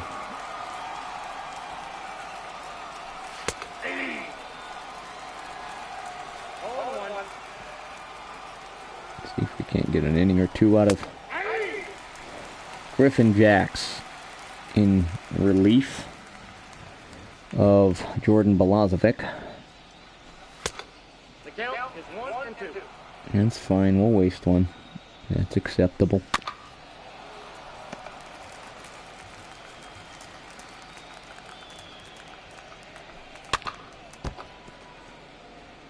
Not making it easy are the Astros, huh?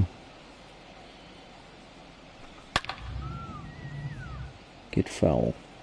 Thank you. Ball.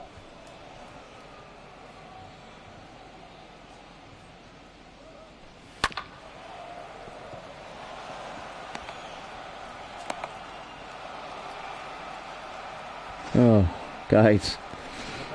What to do, what to do. Ball. That's ball 2.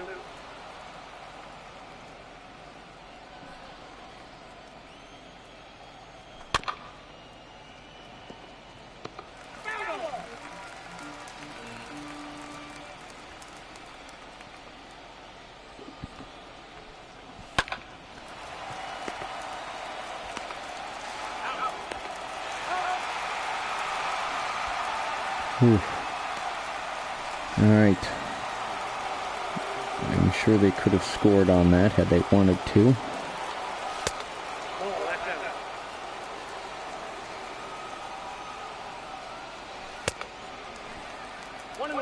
Hoping we'd get a swing on that second time through. Alright, all we gotta do is get one more good pitch. Like that. Oh, nice one to end it for Griffin Jacks. Nicely done. We'll take it. Get the boys with the bats back to the ball. Hit some dingers. Or at least get some guys on base and get something moving. Uh-oh, is this Heidi Watney time? It is. Well, I don't want to hear it. She freaks me out, man. Leading off for the Twins, the third baseman, Josh Donaldson.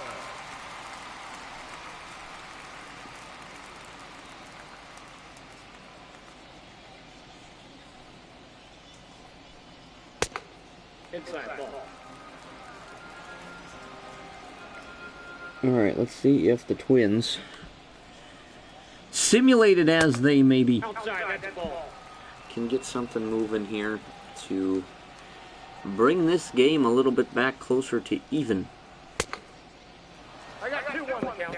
2-1 to Josh Donaldson. Cool guy. Not a cool, he's an angry bird. Nope, outside. I'll call him the Angry Bird, but I like him a lot. Good twin.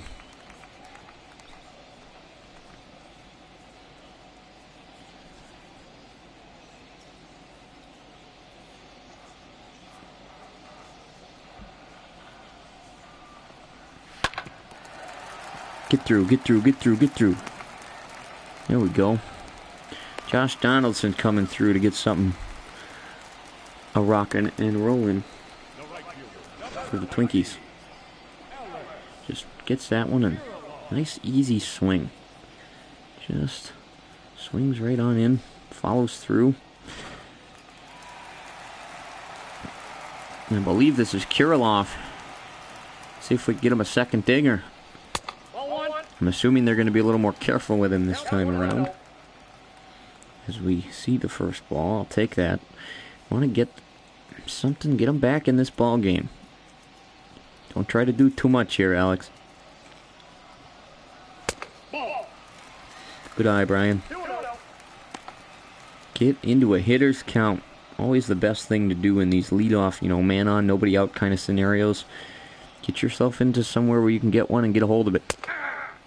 It's in there. All right. Good take. It's fair enough.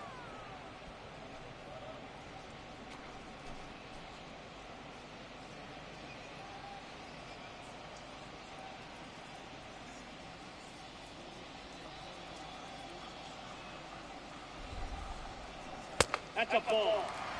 All right. Oofta. All right, walk him. Do it. You won't. Do it, you won't. Get down.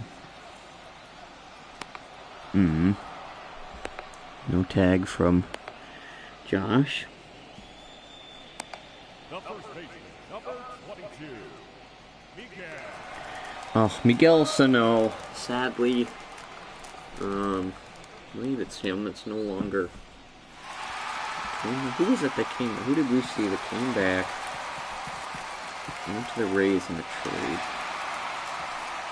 I think that was Sano, wasn't it? I have to look that up. Now it's bugging me.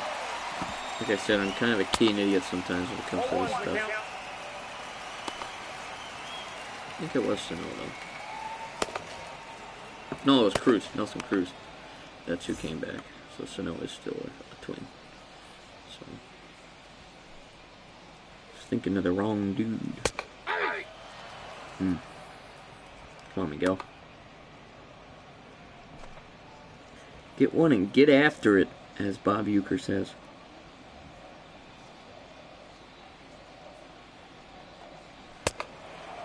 Not like that, sir. Not like that. Up next for the Twins, the shortstop,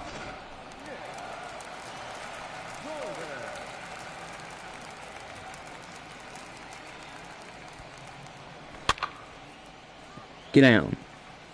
Nope. Can of corn. Son of a biscuit.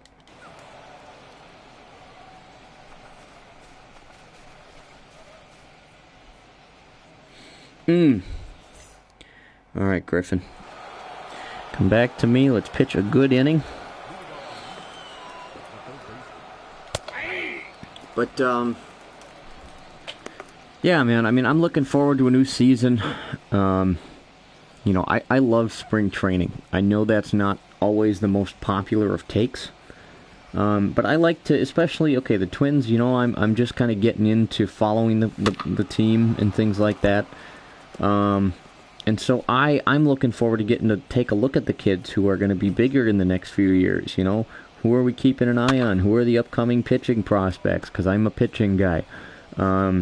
You know, who are the guys that we need to be watching out for? You know, who's going to be putting up some runs? Who's going to make those flashy field plays? That is not one of them at all. So thanks for that.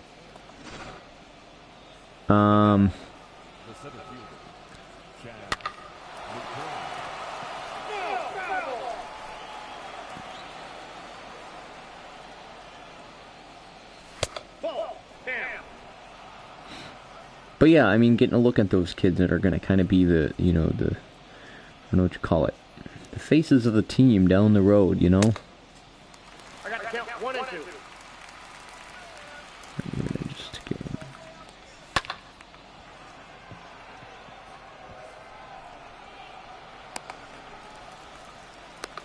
Nice rocket in to prevent the runner from going anywhere.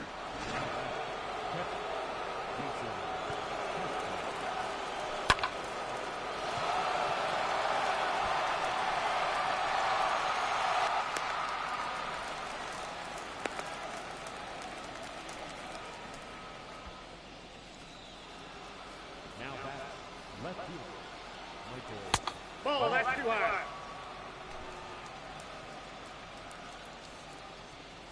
Hey.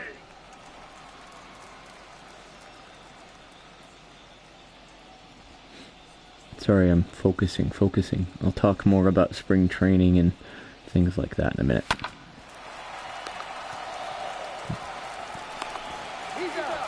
Actually, I'll do it right now, because that's a heck of an end to the inning. Not 1, 2, 3, but we got out of it without any damage. At this point, I will take it.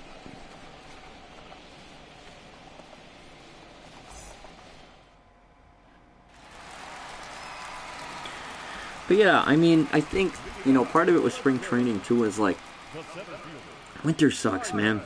Living in Minnesota, it's cold, and, like, I don't like walking anywhere. You know, I've had so much craziness. Like, baseball's this consistent thing.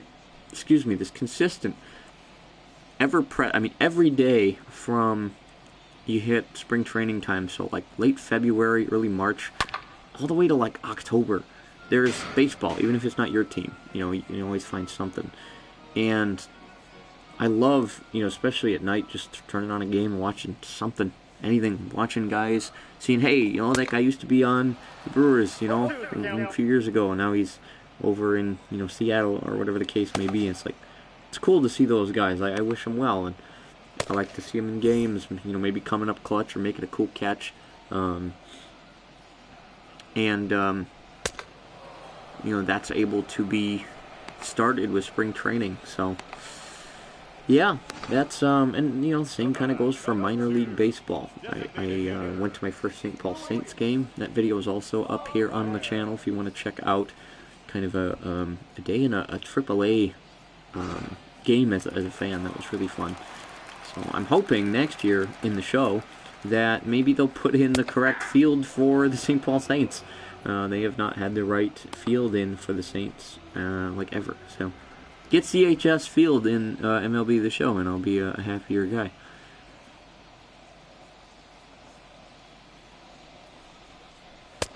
That's out.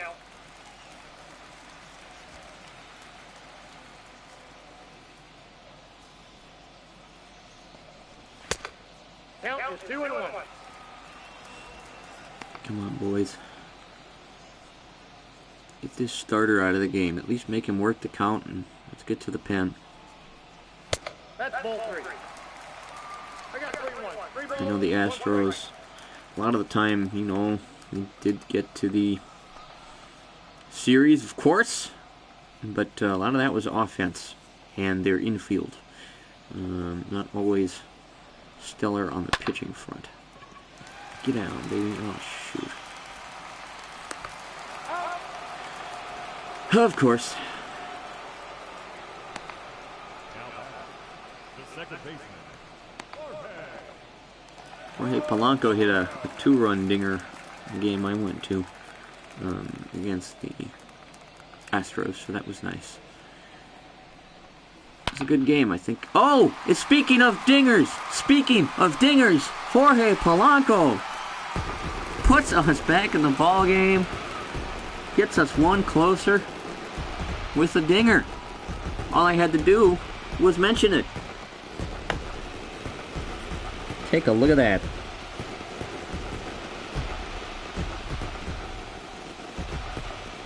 Oh yeah. All right, all right. Boom shakalaka. Ding dong. Nicely swung. And we'll take it every day of the week. Check this one out. Down and out she goes.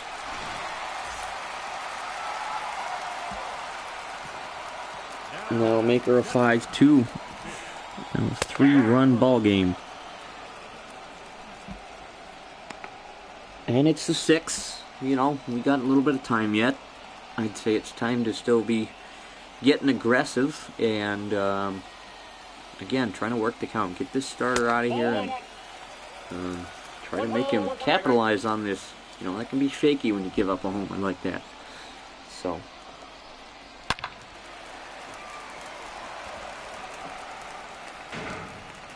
Oops.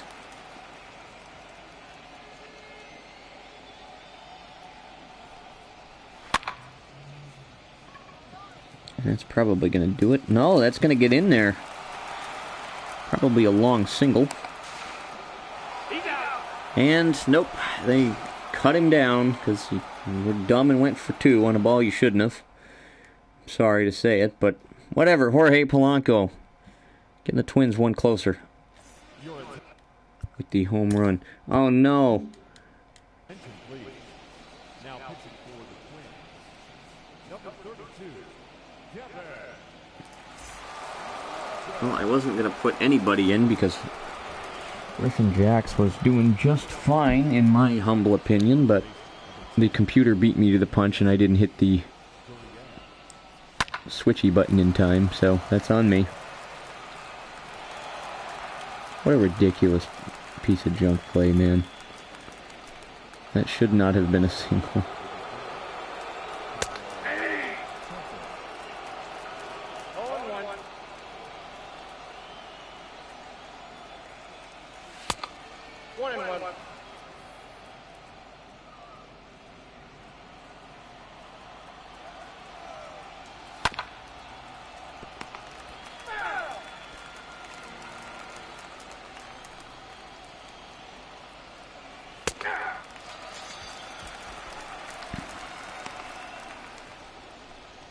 Alright, Devin Smeltzer able to get a good K on the first, and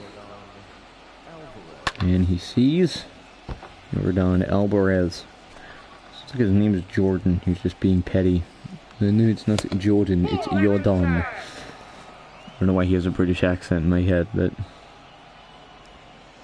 he didn't pick his name. I don't know why I'm giving him a hard time.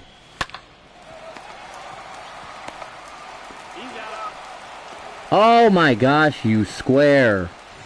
Sorry, but that was ridiculous.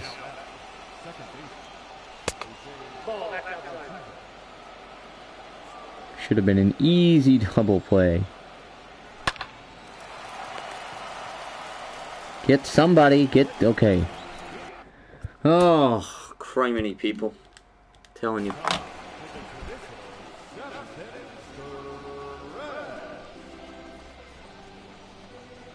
The other thing is apparently all of the organs that play Take Me Out to the Ball Game in the whole game, in all the parks, sound exactly the same. Not a fan of that. I'm gonna get you on sound, man. I played this game more with my ears than with my eyes, so I notice a lot more because I'm paying more attention. So, alright, Jake Cave. Let's get back on this ball game, man. We got plenty of time. It's a good start. You're seeing it well. Just time that up a little better.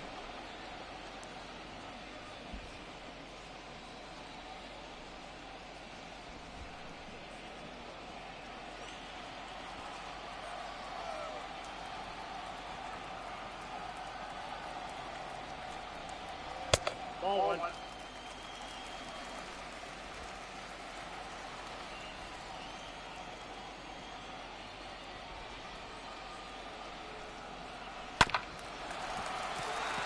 Get in there. He's in there. Yes! Able to leg that out was Jake Cave.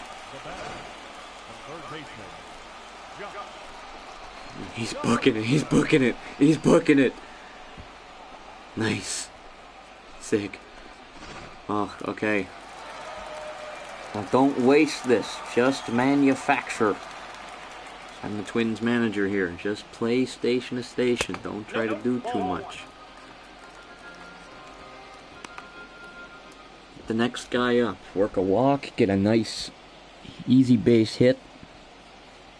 Don't swing for the fences just because you're down by 3. Nope, that's down. You know, you, as one person, cannot tie this ball game with this at-bat.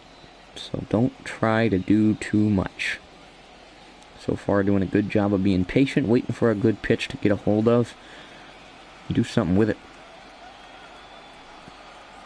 Ball 3. Look at that. That's how you work an at-bat. Work it, walk. Pacing. Look at that. He's pacing. If it were the real MLB, he'd be like taking off his hat. I don't know if they really do that in this game much or not, but they take off the hat, wipe the sweat, because it's a tense pitch.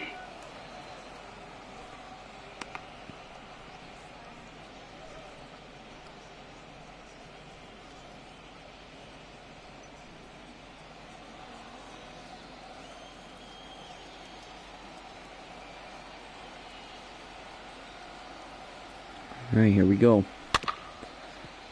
Foul, get foul, get foul, get foul. Okay. This is how to have an at-bat, man. Just patience.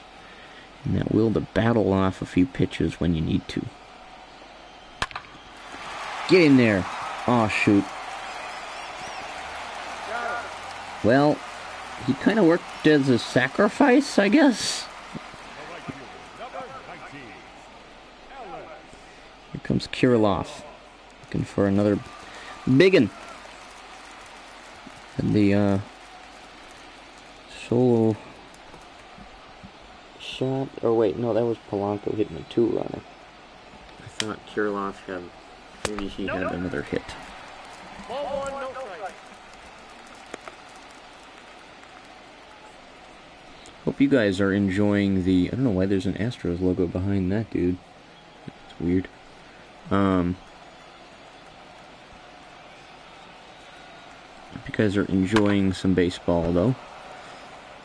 You know, it's a little different than the GTA we've been doing a little bit. I'm kind of getting bored of that. Trying to switch it up, you know. Do something different. Ooh, swung out of his shoes. Don't do too much. You're not the hero as one person. Just, if you can get something to get a hold of, do that. But don't be swinging out of your shoes for nothing.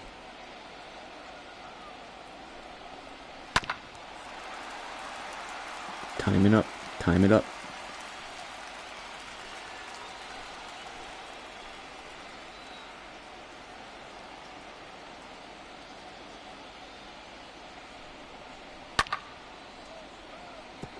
Just trying, man.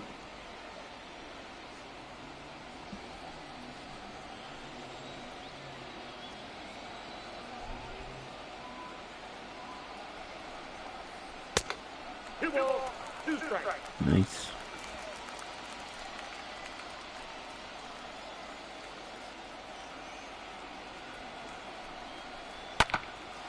No. Right, well, you got 2 down, but you got a guy on third.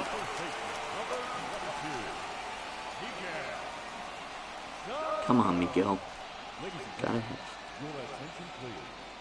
Now pitching for the Astros, number 31, Kendall Graveman.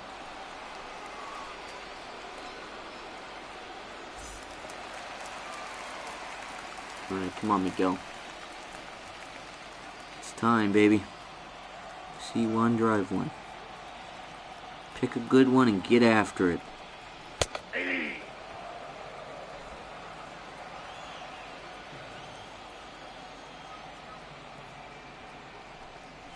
Aye. 0-2 for Miguel. Come on, man. Now you gotta shorten her up. Swing to go get one. Ball, that's off the plate. Alright, alright. Good on. See if he can do it here. I got to count 2 and 2. Nice take. Gotta make him work for it, you know. Don't just give it to him.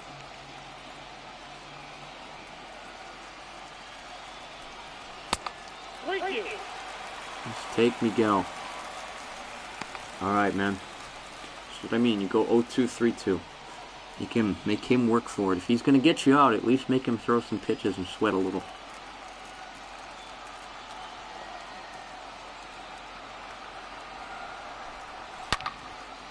Oh, get down, baby. No, it's gonna get foul. Staying alive. Cue the Bee Gees.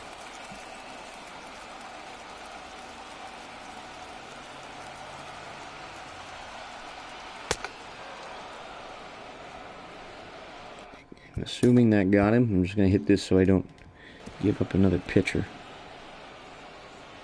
And Miguel went down on strikes to get out of that one. Well, see what we can do about getting the Twins' bats back up. You know what I am going to do real quick, though? I'm going to hop on into the pen. We have Tyler Duffy. I'd like to get... let's get one Manaya. Sure. Have you warm up as well.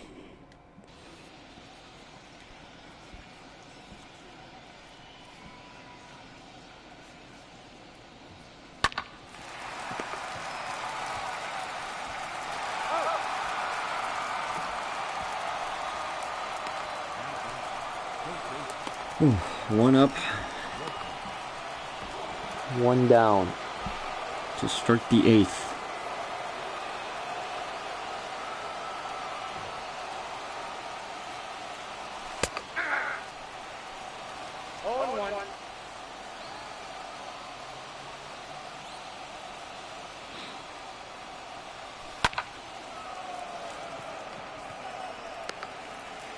Good catch. Good catch. 'Twas impressive.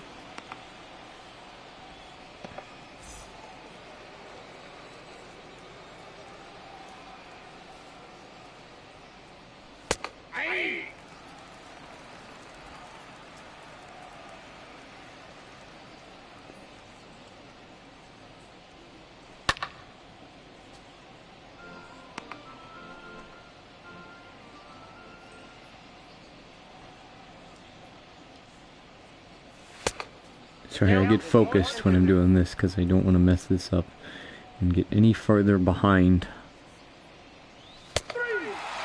Good pitch.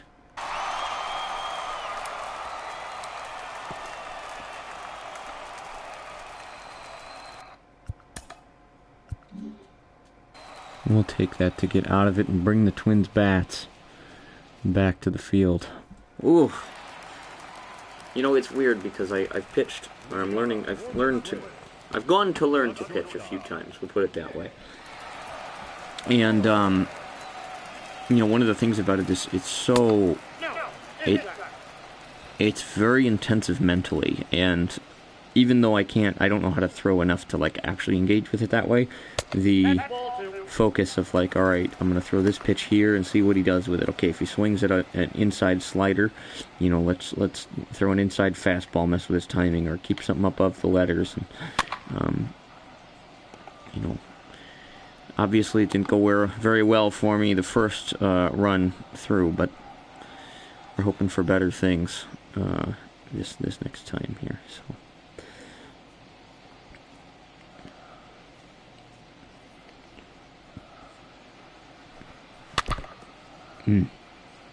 They're trying. Are these twins, man?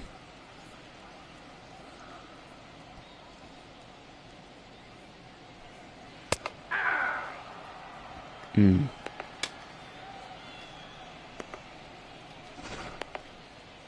center fielder, number 25, Byron Buxton.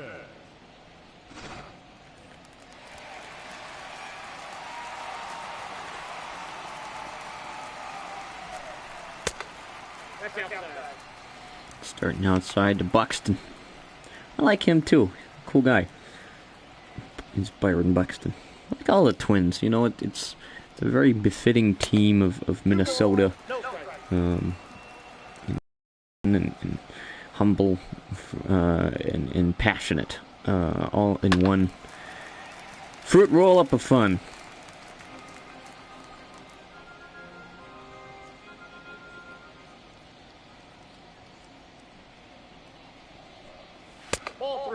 Yeah, that was way out. That was... Alright, Buxton. Take sign, baby. Take sign. Take sign. Take one here. Make him earn it.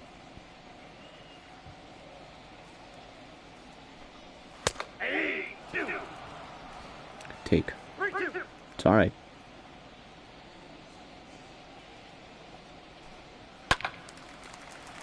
Loud noises. Trying to get a hold of one here.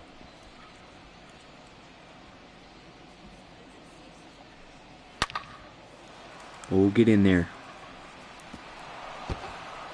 Nicely done, Byron Buxton. Coming in that clutch at bat that the Twins really needed to bring up Luis Arias. Yeah, look, right on the wall. Able to get one there. And again with Luis Arias, don't try to do too much here. You know, keep the weight back. Take it easy, you got a man down. Do what you can.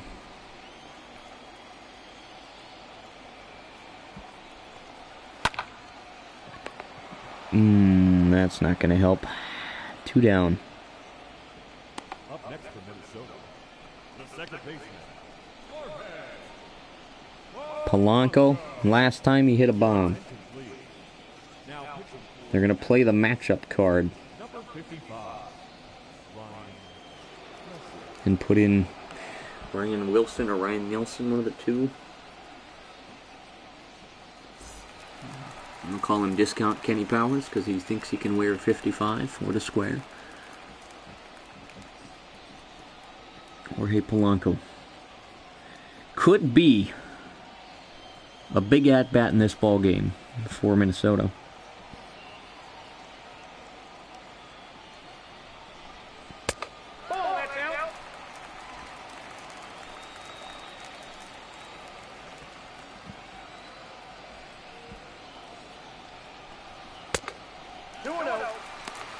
That's how you start it, baby.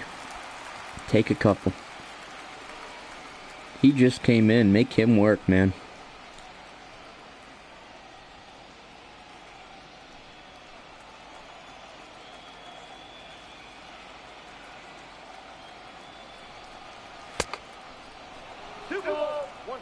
It's alright. Pressure's on the pitcher when you have a 2-1, 1-0, 3-2. 3-2 is above even, but No, that's low. look at this. Jorge working an at-bat right here.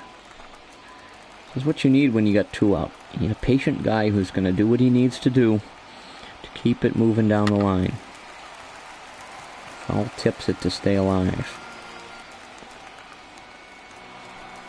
Yeah, this is how you got to approach this kind of situation, man.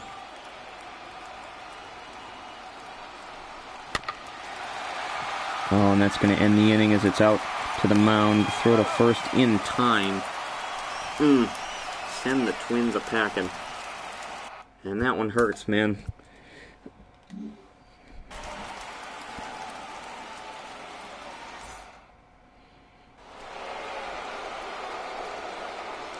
Well, what else can you do but keep rolling? So we begin the top of the 9th with a foul. And I think, you know, when you get into this kind of a spot, you're down by a few runs. You know, all you can do is keep on trucking. Try to get the boys back up to walk it off in the bottom half.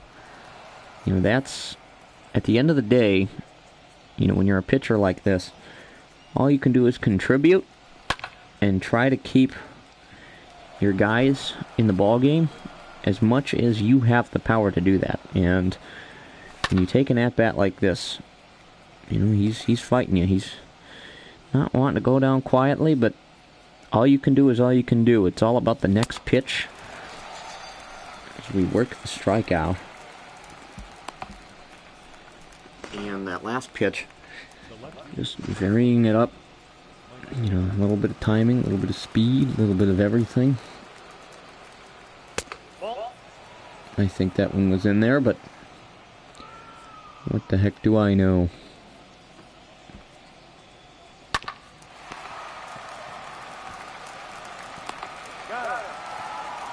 Two down.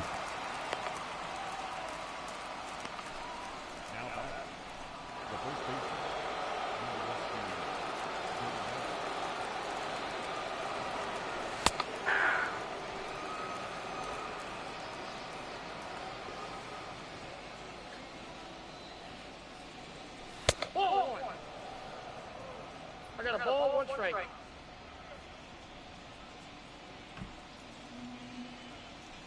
Ball 2. The count is 2-1.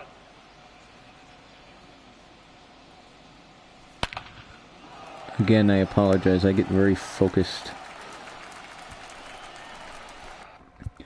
Last chance for the Twins offense to walk one off here. Or at least tie up this ball game and send her to extra innings. See if we can get her done. I would try to do the offense myself, but I either have to put the thing on beginner, so it's about timing, and I think that's really unfair. It's like overpowered.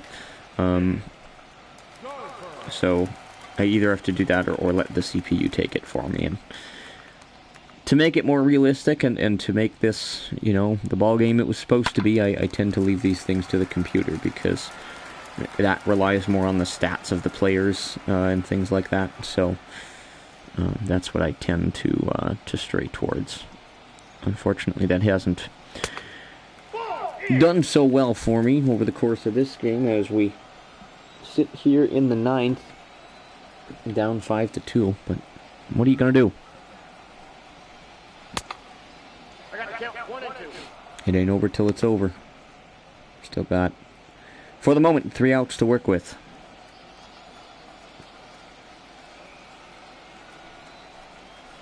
Ball 2.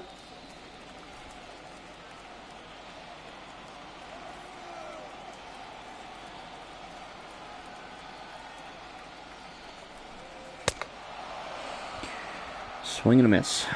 And that's the first out for Minnesota. Up next to the Twins, the left fielder, Jake Cave, of course, made that diving catch to end. I believe it was the 7th inning in this one. Stepping up, trying to do something with a man gone, down by 3.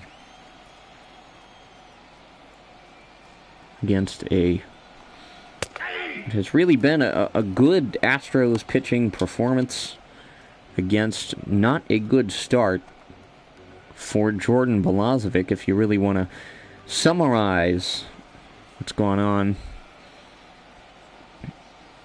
Balazovic lasting just 4 innings and giving up 4 runs, I believe, or 5. Not a good start. 1 ball, 2 strikes.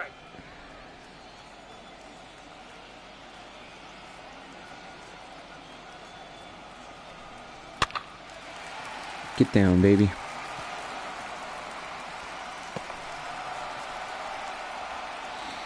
And the Twins get something going. That's all you can do. You get a man on second base.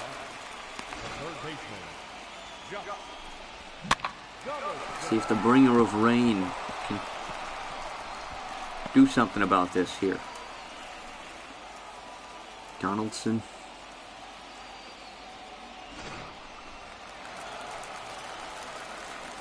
Has a drive as a ball player.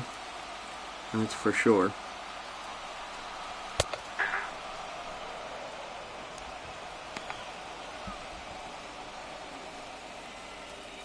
Again, you can't singularly tie this ball game with one swing. So, to me, it's about working the count, trying to stay patient. If you see something you like, get a hold of it and rip it down the line.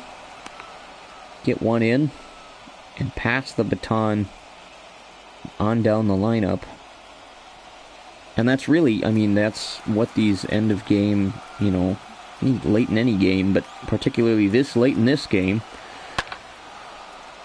it's the difference you can make, you know, especially when you're not too convinced that you're the be-all, end-all of your lineup. As Donaldson fights off another one. Crowd here at Target Field getting excited for Josh Donaldson, putting together a really good at-bat. The count is 1-2. It's a ball. Make him work, man. It's all you can do. This crowd is loud because I turned them down, but they're getting psyched. All right. 2-2 count to the bringer of rain. Trying to do something about this 3-run deficit here in the 9th. Swinging a foul, and Donaldson's putting together a battle. That is for sure.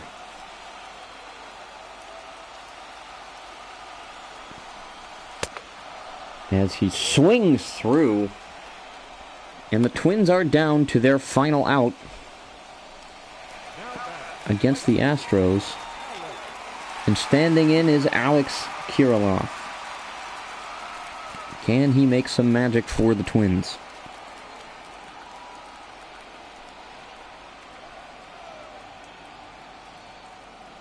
Right-handed pitcher, left-handed batter. And that first pitch is in there to Alex Kirilloff. Trying to make some noise. Swings on that one, fouls it off, and the Twins are down to that final strike in this ballgame. To Alex Kirilloff. Here we go. Swing and a high fly, or a fielded, tossed, and the Astros take Game 2 of this 3-game series. Final score in this one, 5-2. Twins able to get a runner on with the Josh Donaldson double, but not able to capitalize as the Astros take this ball game. And not a great night for Jordan Balazovic. Not a great night for the Twins offense. As you take a look at some of the highlights from this one. Well, thanks for hanging out tonight to talk baseball, everybody. I think this was fun. And if you enjoy it, if you like baseball, I can do more things like this if people are interested. Absolutely can be done. But go ahead and play the highlights, and I'll see you guys in the next one. Everybody have a fantastic day, and we'll see you in the next video.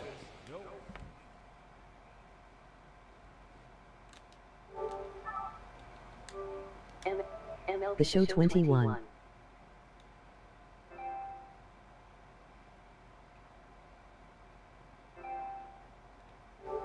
Home screen.